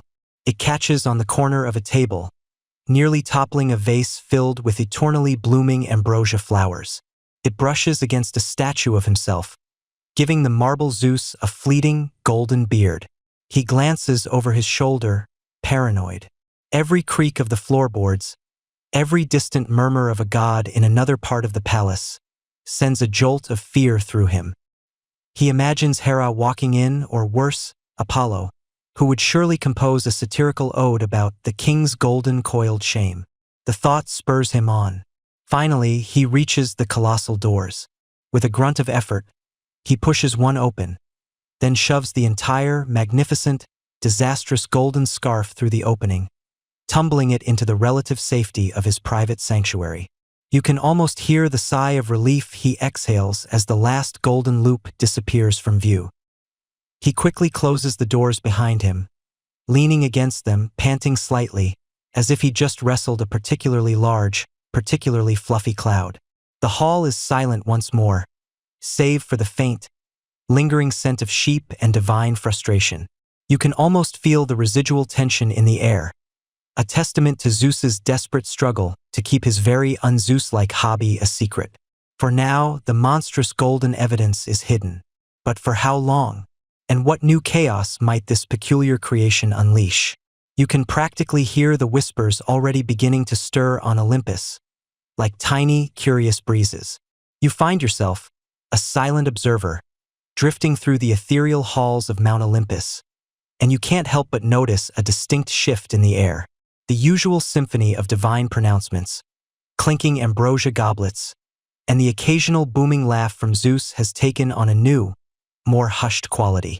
It's like the volume knob on the universe has been subtly turned down, replaced by a pervasive, almost imperceptible hum. It's the sound of whispers, a soft, rustling current of curious murmurs, like dry leaves skittering across marble floors on a crisp autumn day. And if you lean in just a little closer, you realize these aren't just idle chatter about who's dating whom, or which hero just got smote for looking at a nymph sideways. No, these whispers are about something far more peculiar, far more intriguing, and utterly, hilariously out of character for the king of the gods. It all started, as these things often do, with a fleeting glance, a half-heard snippet, a tiny, almost insignificant detail that sparked a wildfire of speculation. You trace the origin back to a minor river god, Punius, known more for his excellent fishing spots than his keen observational skills. He'd been delivering a particularly potent blend of cloud water to Zeus's personal chambers, a sort of divine spa treatment for the thunder god's perpetually stressed-out aura. As he approached the grand, gold-leaf doors, usually guarded by stern-faced Ori, he'd seen it. Not Zeus himself, no, but a flash of something undeniably golden peeking from beneath a half-closed drapery, accompanied by a faint, rhythmic clicking sound, utterly unlike the usual crackle of lightning or the rustle of epic scrolls. Punnius, a simple god of flowing waters, just shrugged it off as some newfangled divine contraption, perhaps a self-polishing thunderbolt. But he mentioned it, casually, to a passing dryad who was admiring her reflection in a polished shield. And the dryad, bless her gossipy little heart, couldn't resist embellishing it a little. "Heard Zeus is making something sparkly," she chirped to a naiad who was diligently polishing Poseidon's trident. And just like that, the rumor mill, powered by the boundless curiosity and slightly too much free time of the Olympian court, began to grind.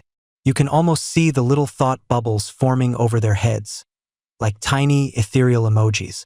Sparkly. Zeus? The concept was so utterly alien to their understanding of the mighty, thunder-wielding patriarch that it created an immediate, delicious cognitive dissonance. It was like hearing that a professional wrestler had taken up competitive flower arranging, or that a particularly fearsome dragon was secretly a connoisseur of miniature teacups. The sheer incongruity was irresistible. Soon, the whispers weren't just about sparkly. They began to mutate, to grow tentacles of conjecture and wings of wild imagination. You overhear Hermes, ever the fastest messenger and the quickest to pick up on a juicy tidbit, leaning conspiratorially towards Apollo, his voice a low, melodious hum that somehow still carries across the vast expanse of the throne room. "Brother," Hermes murmurs, "have you noticed Father's new hobby?" Apollo, ever the artist, strokes his lyre thoughtfully. "Indeed, Hermes, a strange energy emanates from his chambers. I sense a domesticity previously unknown to the cosmos. Perhaps he's taken up celestial pottery, crafting tiny thunderbolts for the little cherubs." Hermes chuckles, a sound like wind chimes caught in a gentle breeze. "Pottery? My dear Apollo, I heard from a very reliable source, a particularly chatty cloud nymph, that it involves needles and yarn." Apollo's eyes widen, a dramatic gasp escaping him. "Needles? Yarn? By the fates, is he mending his own toga?" The horror. This is where the jokes start to weave themselves into the fabric of Olympian daily life. The gods, for all their power and majesty, are surprisingly similar to us in their love for a good scandal. You can almost imagine them scrolling through divine social media, endlessly refreshing their feeds for the latest update on Zeus's secret project. Ares, ever the boisterous one, bellows across the training grounds. "Heard Zeus is sharpening his knitting needles. Perhaps he'll challenge me to a duel of stitchcraft." He then bursts into a fit of booming laughter, nearly toppling a practice dummy. Even Aphrodite, usually engrossed in her own beauty and endless romantic entanglements, pauses her mirror-gazing to muse. "Darling, is Zeus perhaps designing a new line of comfy couture? I mean, golden yarn, you say? It does sound rather chic." You catch her eyeing her reflection, perhaps imagining a new accessory. It's truly a divine reality show unfolding before your very eyes, complete with dramatic reveals and wildly inaccurate fan theories. The rumors weren't just funny. They were also wildly varied, a testament to the gods' fertile imaginations. Some whispered that Zeus was attempting to weave a new, impenetrable shield, but using a ridiculously impractical method. Others speculated he was creating a new constellation, thread by golden thread, perhaps a celestial sheep or a giant ball of yarn. A few, the more paranoid ones, wondered if he was crafting some kind of magical trap, a golden net to ensnare unruly titans or particularly annoying mortals. Historians still argue whether the concept of fake news originated with mortals or if it was perfected first on Olympus. You muse to yourself, watching the gods' theories multiply faster than rabbits in a spring meadow. But one thing is certain. No ancient text ever mentioned a thunder god with knitting needles, so this is uncharted territory. The sheer audacity of the idea that Zeus, the epitome of masculine power and cosmic authority, was engaged in such a traditionally domestic, quiet, and frankly fiddly pursuit was almost too much for some of the gods to bear. You notice Hephaestus, the smith god, usually grumbling and covered in soot, looking less grumpy than usual. He'd been getting some very strange requests for tiny, perfectly smooth golden rods and an unusual amount of high-quality spun golden fleece. Hephaestus, being a master craftsman, had his suspicions, but wisely kept them to himself. He knew a good secret when he saw one, and the sight of Zeus attempting to master a craft usually relegated to goddesses and mortal women was, to him, a source of quiet, deeply satisfying amusement. He probably had a little mental tally going of all the times Zeus had mocked his own intricate, delicate work. Payback, divine style, was shaping up to be rather glorious. The whispers grew louder, bolder. You hear a group of nereids by the Olympian reflecting pools, their voices like the gentle lapping of waves, discussing it.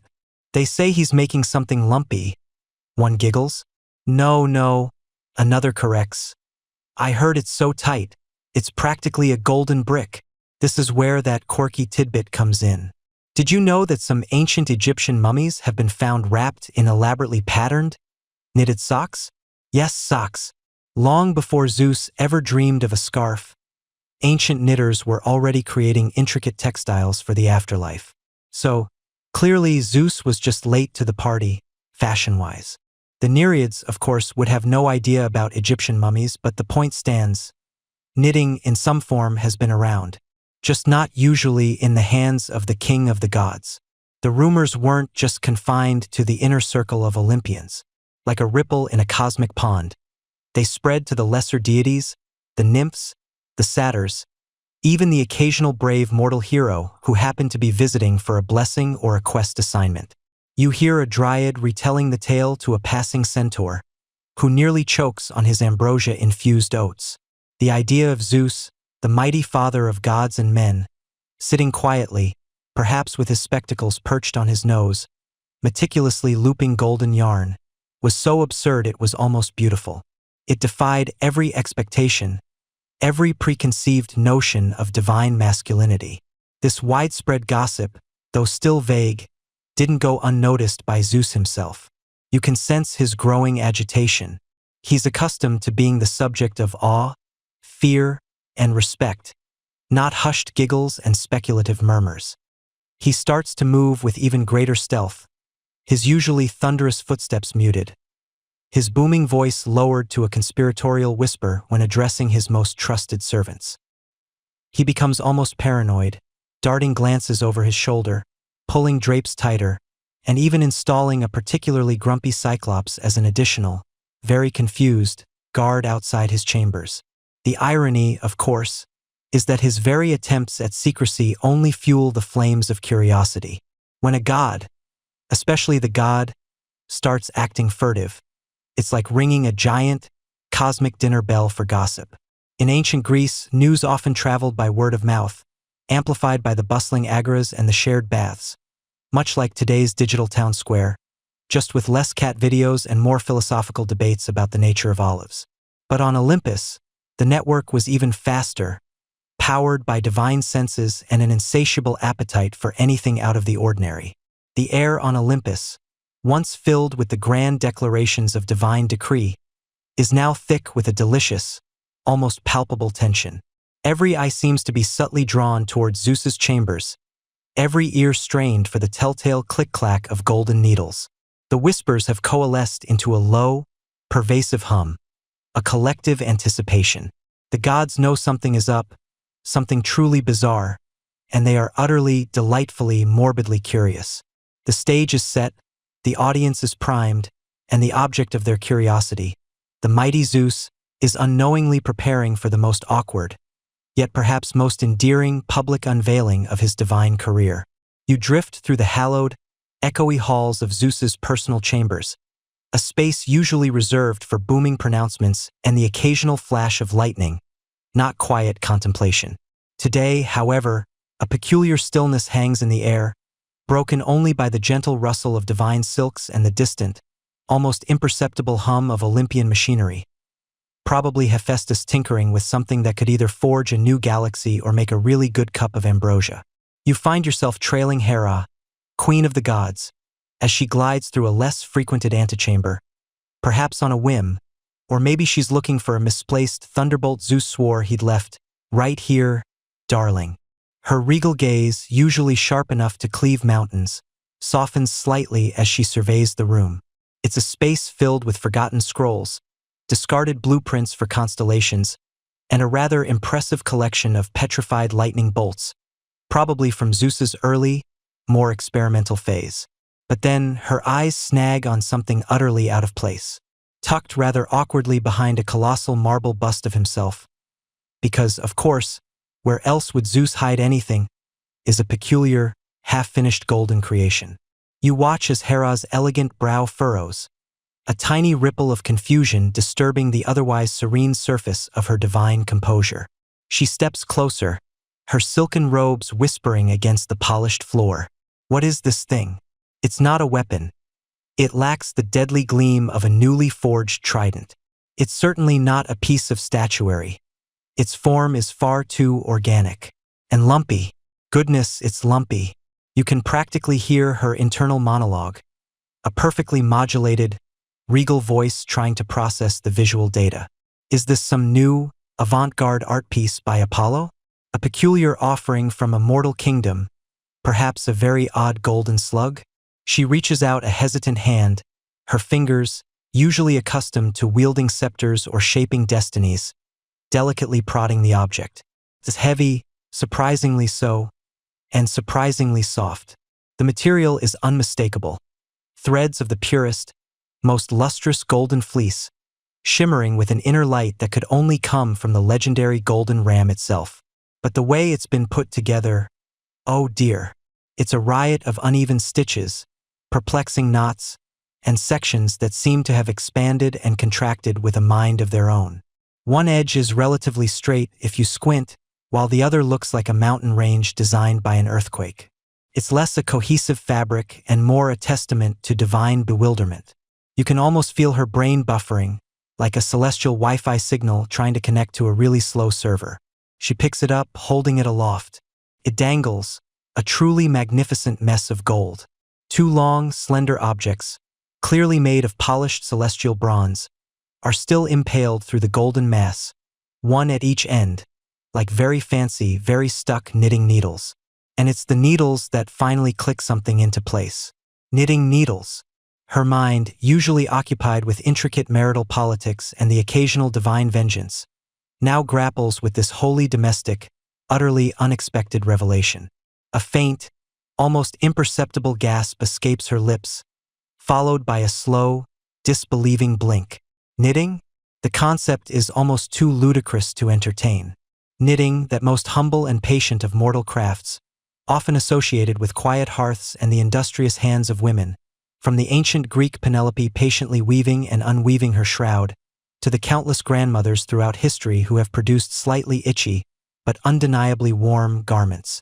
Indeed, historians still largely agree that textile production, including basic forms of knitting or netting, was a fundamental domestic skill across many ancient civilizations, primarily performed by women to clothe their families. But Zeus, the king of the gods, wielding these glorified golden toothpicks? She turns the lumpy, golden monstrosity over in her hands, a tiny, almost imperceptible tremor of a smile playing at the corners of her lips. It's half-finished, clearly.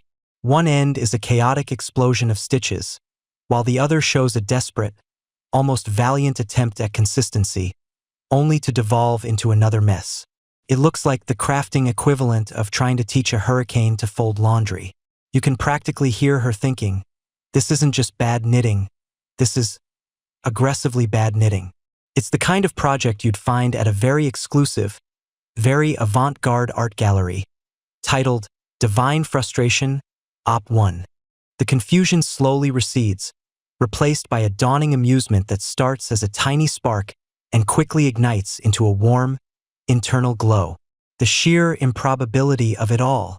Zeus, the Thunderer, the Skyfather, the Philanderer Supreme, secretly attempting to master the pearl stitch. It's like finding out Hades has taken up competitive flower arranging, or that Poseidon spends his evenings perfecting miniature ship-in-a-bottle models. The image of him, mighty Zeus, with his enormous, powerful hands fumbling with delicate golden yarn, perhaps muttering divine curses under his breath as a stitch slipped, is almost too much.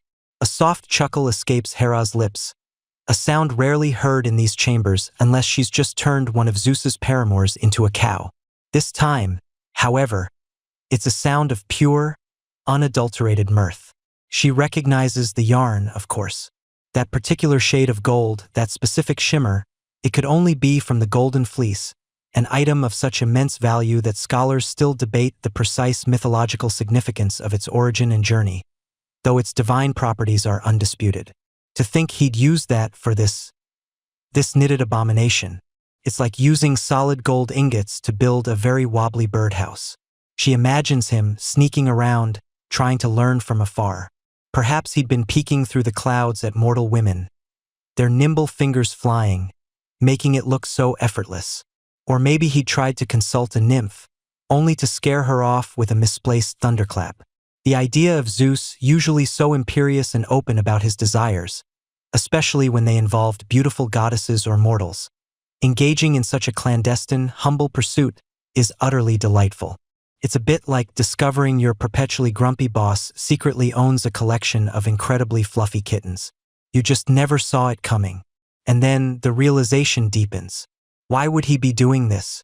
For whom? Her eyes drift to the general shape, the approximate dimensions. This long, narrow, it's a scarf. A scarf for whom? The only person who had recently mentioned needing a scarf, who had casually complained about the chill in the Olympian air, was herself. A wave of something akin to tenderness, mixed with that persistent amusement, washes over her. The king of the gods, the lord of Olympus, had been secretly trying to knit her a scarf. She sets the golden, lumpy creation back behind the bust, carefully, as if it were the most precious, fragile artifact in all of Olympus. The needles remain embedded, silent witnesses to a very unlikely divine struggle. A quirky tidbit about knitting. Did you know that in some ancient cultures, knitting needles were sometimes made from sharpened animal bones or even large thorns, making the process perhaps a tad more painful than the modern experience? One can only imagine Zeus's divine splinters. Hera smooths her robes, a knowing smile now gracing her features. The air in the antechamber no longer feels still. It feels charged with a different kind of energy, a warmth that wasn't there before. She now possesses a secret, a wonderfully ridiculous, heart-tugging secret. And the best part? Zeus has no idea she knows. Not yet. The game, it seems, has just begun. You find yourself in a quiet corner of Olympus, perhaps a sun-dappled terrace overlooking the endless azure sky, where the air hums with the distant echoes of divine life. Yet here, in this specific pocket of reality, a profound, almost suffocating silence reigns. It's the kind of silence that makes you wish you had a divine remote control to fast forward through the excruciating tension, or at least a celestial snack to munch on while you wait for the inevitable. You see Zeus, king of the gods, standing awkwardly, shifting his weight from one sandal-clad foot to the other, his normally booming voice reduced to a mere whisper of uncertainty.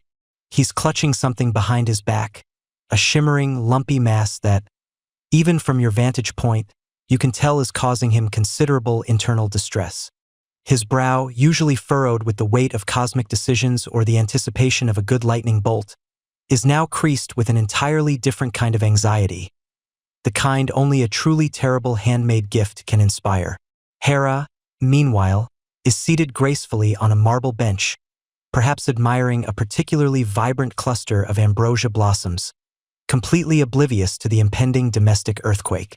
She looks serene, regal, utterly unprepared for the peculiar offering about to be laid at her feet. You can almost hear Zeus's internal monologue, a chaotic symphony of now or never. What if she laughs? And oh, for the love of Tartarus, just get it over with. His divine palms are probably sweating, though you've never seen a god sweat before, so you just imagine a subtle, ethereal sheen. He takes a deep, fortifying breath, a breath that, if it were a mortal's, would be followed by a coughing fit, and steps forward. Hera, my dear. He begins, and even you wince at the forced casualness in his tone. It's the same tone a teenager uses when they're about to confess to breaking a priceless vase. Hera turns, her eyes, usually sharp and discerning, now softening with a gentle curiosity. She offers him a small, polite smile, the kind that says, "Yes, dear, what delightful triviality have you brought to my attention now?" And then, with a flourish that is less grand reveal, and more dog attempting to hide a stolen sock, Zeus brings his hands from behind his back. The object he holds is, well, it's certainly something. It's undoubtedly golden, thanks to the lustrous fleece he acquired with such stealth. But its form defies easy categorization. It's lopsided, yes, but also curiously undulating, like a golden wave that got stuck in a permanent state of confused motion.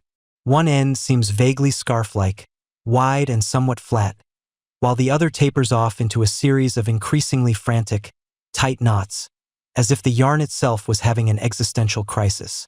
There are holes, not intentionally decorative ones, but rather gaping chasms where stitches simply cease to exist. It looks less like a scarf and more like a very enthusiastic, very confused golden boa constrictor that had a fight with a pair of knitting needles and lost spectacularly. Or perhaps a particularly avant-garde piece of modern art, if the artist was blindfolded and heavily caffeinated. Zeus holds it out, his arm trembling ever so slightly. His gaze is fixed somewhere beyond Hera's left shoulder, as if he expects a sudden, convenient portal to open up and whisk him away to a dimension where knitting never existed. His cheeks, if divine cheeks can blush, seem to take on a faint, rosy glow. "For you," he mumbles, the words barely audible, like a distant thunderclap trying its best to be a gentle patter of rain. Hera's polite smile falters. Her eyebrows, perfectly arched, rise a fraction of an inch higher. Her eyes, which moments ago held only mild curiosity, now widen with a blend of confusion and, you suspect, a valiant effort to suppress an involuntary snort of laughter. She looks at the object, then at Zeus's averted gaze, then back at the object. You can almost see the gears turning in her divine mind. Is this a joke? Is it a new weapon? Did he try to tame a golden griffin and it exploded? She reaches out a hand, slow and deliberate, as if approaching a skittish, unknown creature. Her fingers brush against the golden yarn, feeling its surprising softness, despite the haphazard construction. The texture is undeniably luxurious, a testament to the divine quality of the fleece itself, which, you recall, was rumored to be so fine it could catch the morning dew without getting wet.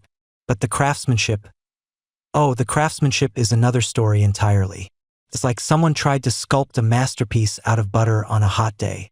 Zeus clears his throat again, a nervous, raspy sound that seems utterly out of place coming from the king of the cosmos.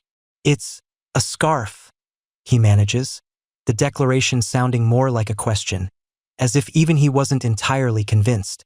"For the chill, you know. You mentioned the chill." He gestures vaguely towards the sky, as if the very concept of atmospheric temperature was a profound, newly discovered mystery. It's a moment of such profound, unadulterated awkwardness that you almost feel second-hand embarrassment, even as an unseen observer. It reminds you of that one time your uncle tried to fix the plumbing and ended up flooding the entire kitchen, then presented you with a damp, lopsided wrench as if it were a trophy. Hera picks up the scarf, letting it dangle. It stretches, then contracts, then stretches again, a testament to the elasticity of divine yarn and the absolute lack of tension consistency in its creation. She holds it up, trying to discern its true purpose. One end is so narrow it would barely fit a newborn's neck, while a few inches down, it balloons out like a hastily constructed hammock. There's a section where it seems Zeus forgot to knit entirely, leaving a gap big enough for a small bird to fly through. You notice a particular spot where a series of stitches are so tight they look like they're strangling each other, followed immediately by a section so loose it threatens to unravel into a pile of golden fluff at any moment. It's a true testament to perseverance, certainly, but perhaps less so to pattern following. "A scarf?" Hera repeats, her voice carefully neutral, though you catch the faintest tremor of amusement in her tone. She turns it over in her hands, her expression a fascinating blend of bewilderment and an almost scientific curiosity. She notices the tiny, almost invisible prick marks on the golden strands, evidence of the needle's struggle against the unyielding yarn.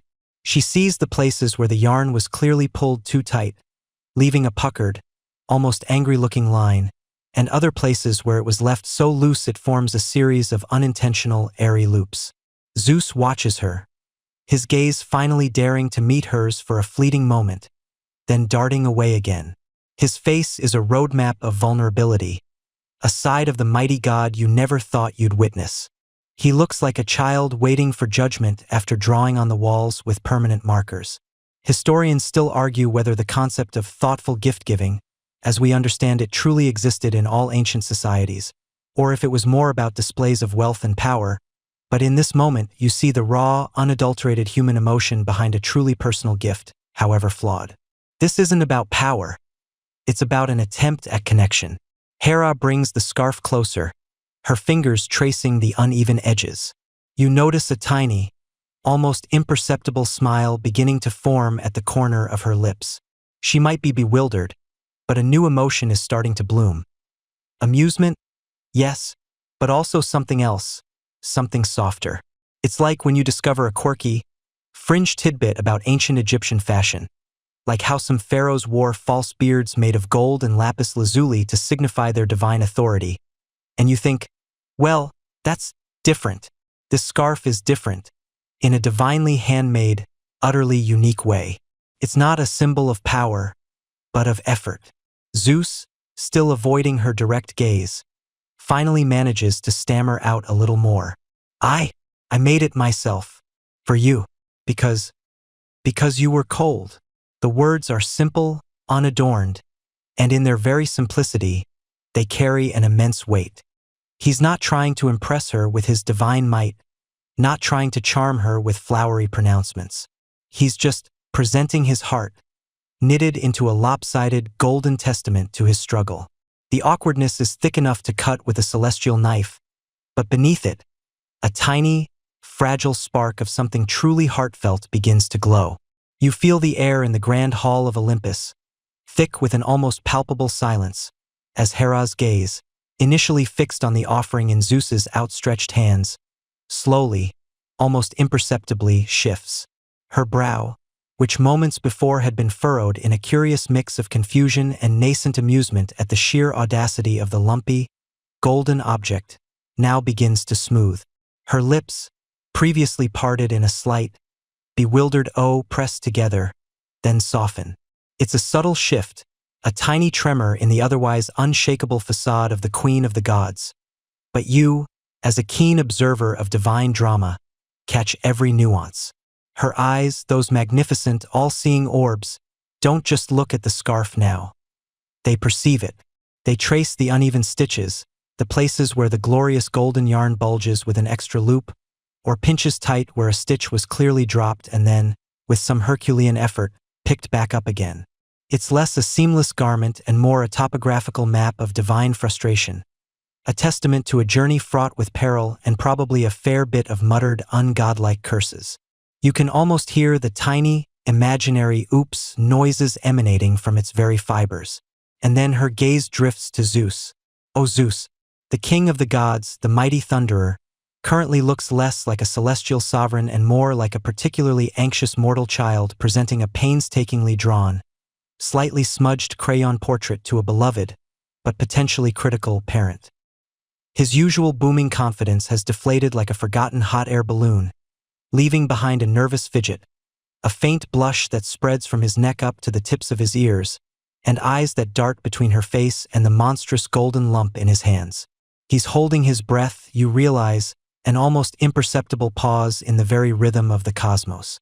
There's a moment, a suspended breath in the grand tapestry of time, where Hera, Queen of Olympus, does something truly remarkable. She doesn't laugh. She doesn't scold.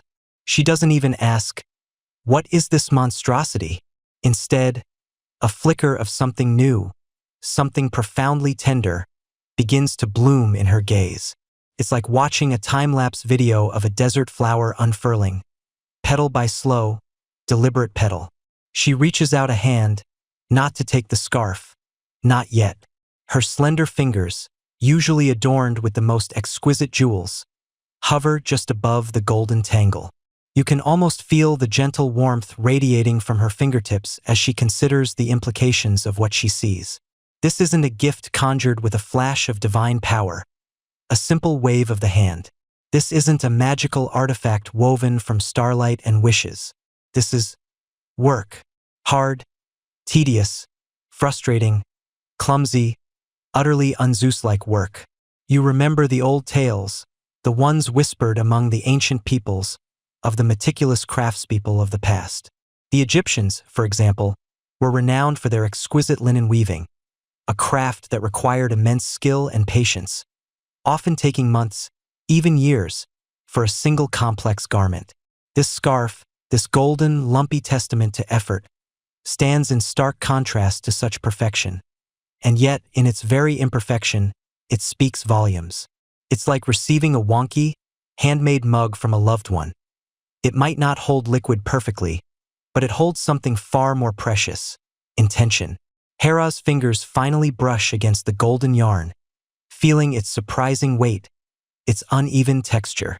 She feels the places where the tension was too tight, creating a rigid bump, and where it was too loose, leaving a gaping, airy hole.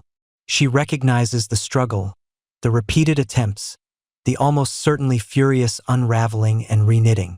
You can practically hear the internal monologue of a god who, for once, couldn't just will something into being, but had to learn it, stitch by agonizing stitch. It's a thought that makes you suppress a tiny, sympathetic chuckle. Imagine the mighty Zeus, master of the heavens, defeated by a simple pearl stitch. It's almost too much. A tiny, almost imperceptible smile touches the corners of Hera's lips. It's not the amused smile from before, but something softer, more knowing. She looks at Zeus again, truly seeing him, not as the often infuriating, philandering king, but as the god who, for reasons still unclear to her, chose to wrestle with yarn and needles. The realization dawns on her, slow and steady like the rising sun over Mount Olympus. This isn't just a gift. It's a profound, almost shockingly vulnerable gesture. For Zeus, the very epitome of effortless power, to undertake such a humble, labor-intensive task speaks of an affection so deep, so unusual, that it bypasses all the usual divine squabbles and marital dramas. This scarf, in all its lopsided glory, is a physical manifestation of immense, painstaking effort. It's the equivalent of a CEO, known for their cutthroat business acumen, suddenly taking up intricate origami just to fold a single, slightly mangled paper crane for someone special. You can almost hear the celestial gossip about that unlikely development. And then comes the profound tenderness. It washes over Hera like a warm, gentle wave, melting away layers of exasperation and regal distance. You can feel it, that quiet shift in the air, as her heart, which has endured so much divine drama and infidelity, softens in a way it rarely does. This isn't about the scarf's aesthetic appeal. Let's be honest. It would probably win an award for most enthusiastic attempt rather than best in show, but about the sheer, undeniable love that went into its creation. She gently takes the scarf from Zeus's hands, her fingers brushing against his, and you notice how his whole body seems to sag with relief, as if he'd been holding up the very sky. She cradles the golden lump, her eyes still fixed on its imperfections, now seeing them not as flaws, but as badges of honor, battle scars from a truly epic crafting war. "My dear Zeus," she murmurs, her voice soft, almost a whisper, a stark contrast to her usual commanding tone. You made this?" Zeus nods, a single jerky movement, still unable to meet her gaze fully. He clears his throat, a sound like distant thunder, but it's just nerves. "For you," he manages, his voice rough with emotion. For the chill in the air. Hera's smile widens, a genuine, radiant expression that rarely graces her divine features. She brings the scarf closer, pressing it gently against her cheek. It's lumpy, yes, and probably not the warmest garment given its airy construction, but it feels incredibly precious in her hands. She can almost smell the faint scent of ozone and effort emanating from its golden fibers. You feel a warmth spread through the hall, a palpable sense of peace that momentarily eclipses all the usual Olympian bickering and power plays. This small, humble, utterly imperfect gift has, for this brief moment, transcended all of it. It's a reminder that even the most powerful beings, the ones who can reshape mountains and summon storms with a thought, can find profound meaning in the simplest, most human of gestures. It makes you wonder about the true nature of divine relationships, a topic that historians still argue whether they were truly based on love, power, or simply cosmic convenience. Perhaps it was a messy, beautiful blend of all three, much like this very scarf. She looks at Zeus again, her eyes shining with an emotion that surprises even him. It's not just gratitude, but a deep, unexpected tenderness, a realization that beneath all the bluster and the thunderbolts, there was a part of him willing to be utterly vulnerable for her. It was a unique act of devotion, a quirky tidbit in the grand saga of their tumultuous marriage, like finding out a fearsome warrior secretly enjoys collecting miniature thimbles. It just doesn't quite fit, and yet, here it is. And in that moment, as Hera holds his lopsided, lovingly crafted scarf, you feel a profound sense of quiet contentment settle over the scene. It's a reminder that sometimes the greatest gifts aren't the ones that are perfect, but the ones that are perfectly, wonderfully, imperfectly yours. You linger in the air, a silent observer in the grand hall of Olympus, the lingering scent of golden fleece still faint in the ethereal breeze. Hera, with a soft, almost imperceptible smile, has draped the lopsided, lovingly crafted scarf around her shoulders. It's a sight that would make even the most cynical of titans shed a tear, or at least wonder if they'd had too much nectar. Zeus, for his part, stands a little taller, a flush of something akin to pride, but also profound relief, coloring his divine cheeks. He's not thundering or boasting, he's just present. And in that presence, you begin to truly ponder the seismic shift that has just occurred within the king of the gods himself. The lesson, you realize, wasn't merely about the mechanics of a pearl stitch or the terror of a dropped loop. No, the lesson Zeus had learned was far deeper, far more resonant than any divine decree or lightning bolt could convey. It was a lesson in humility, in patience, and in the quiet, often unacknowledged power of vulnerability.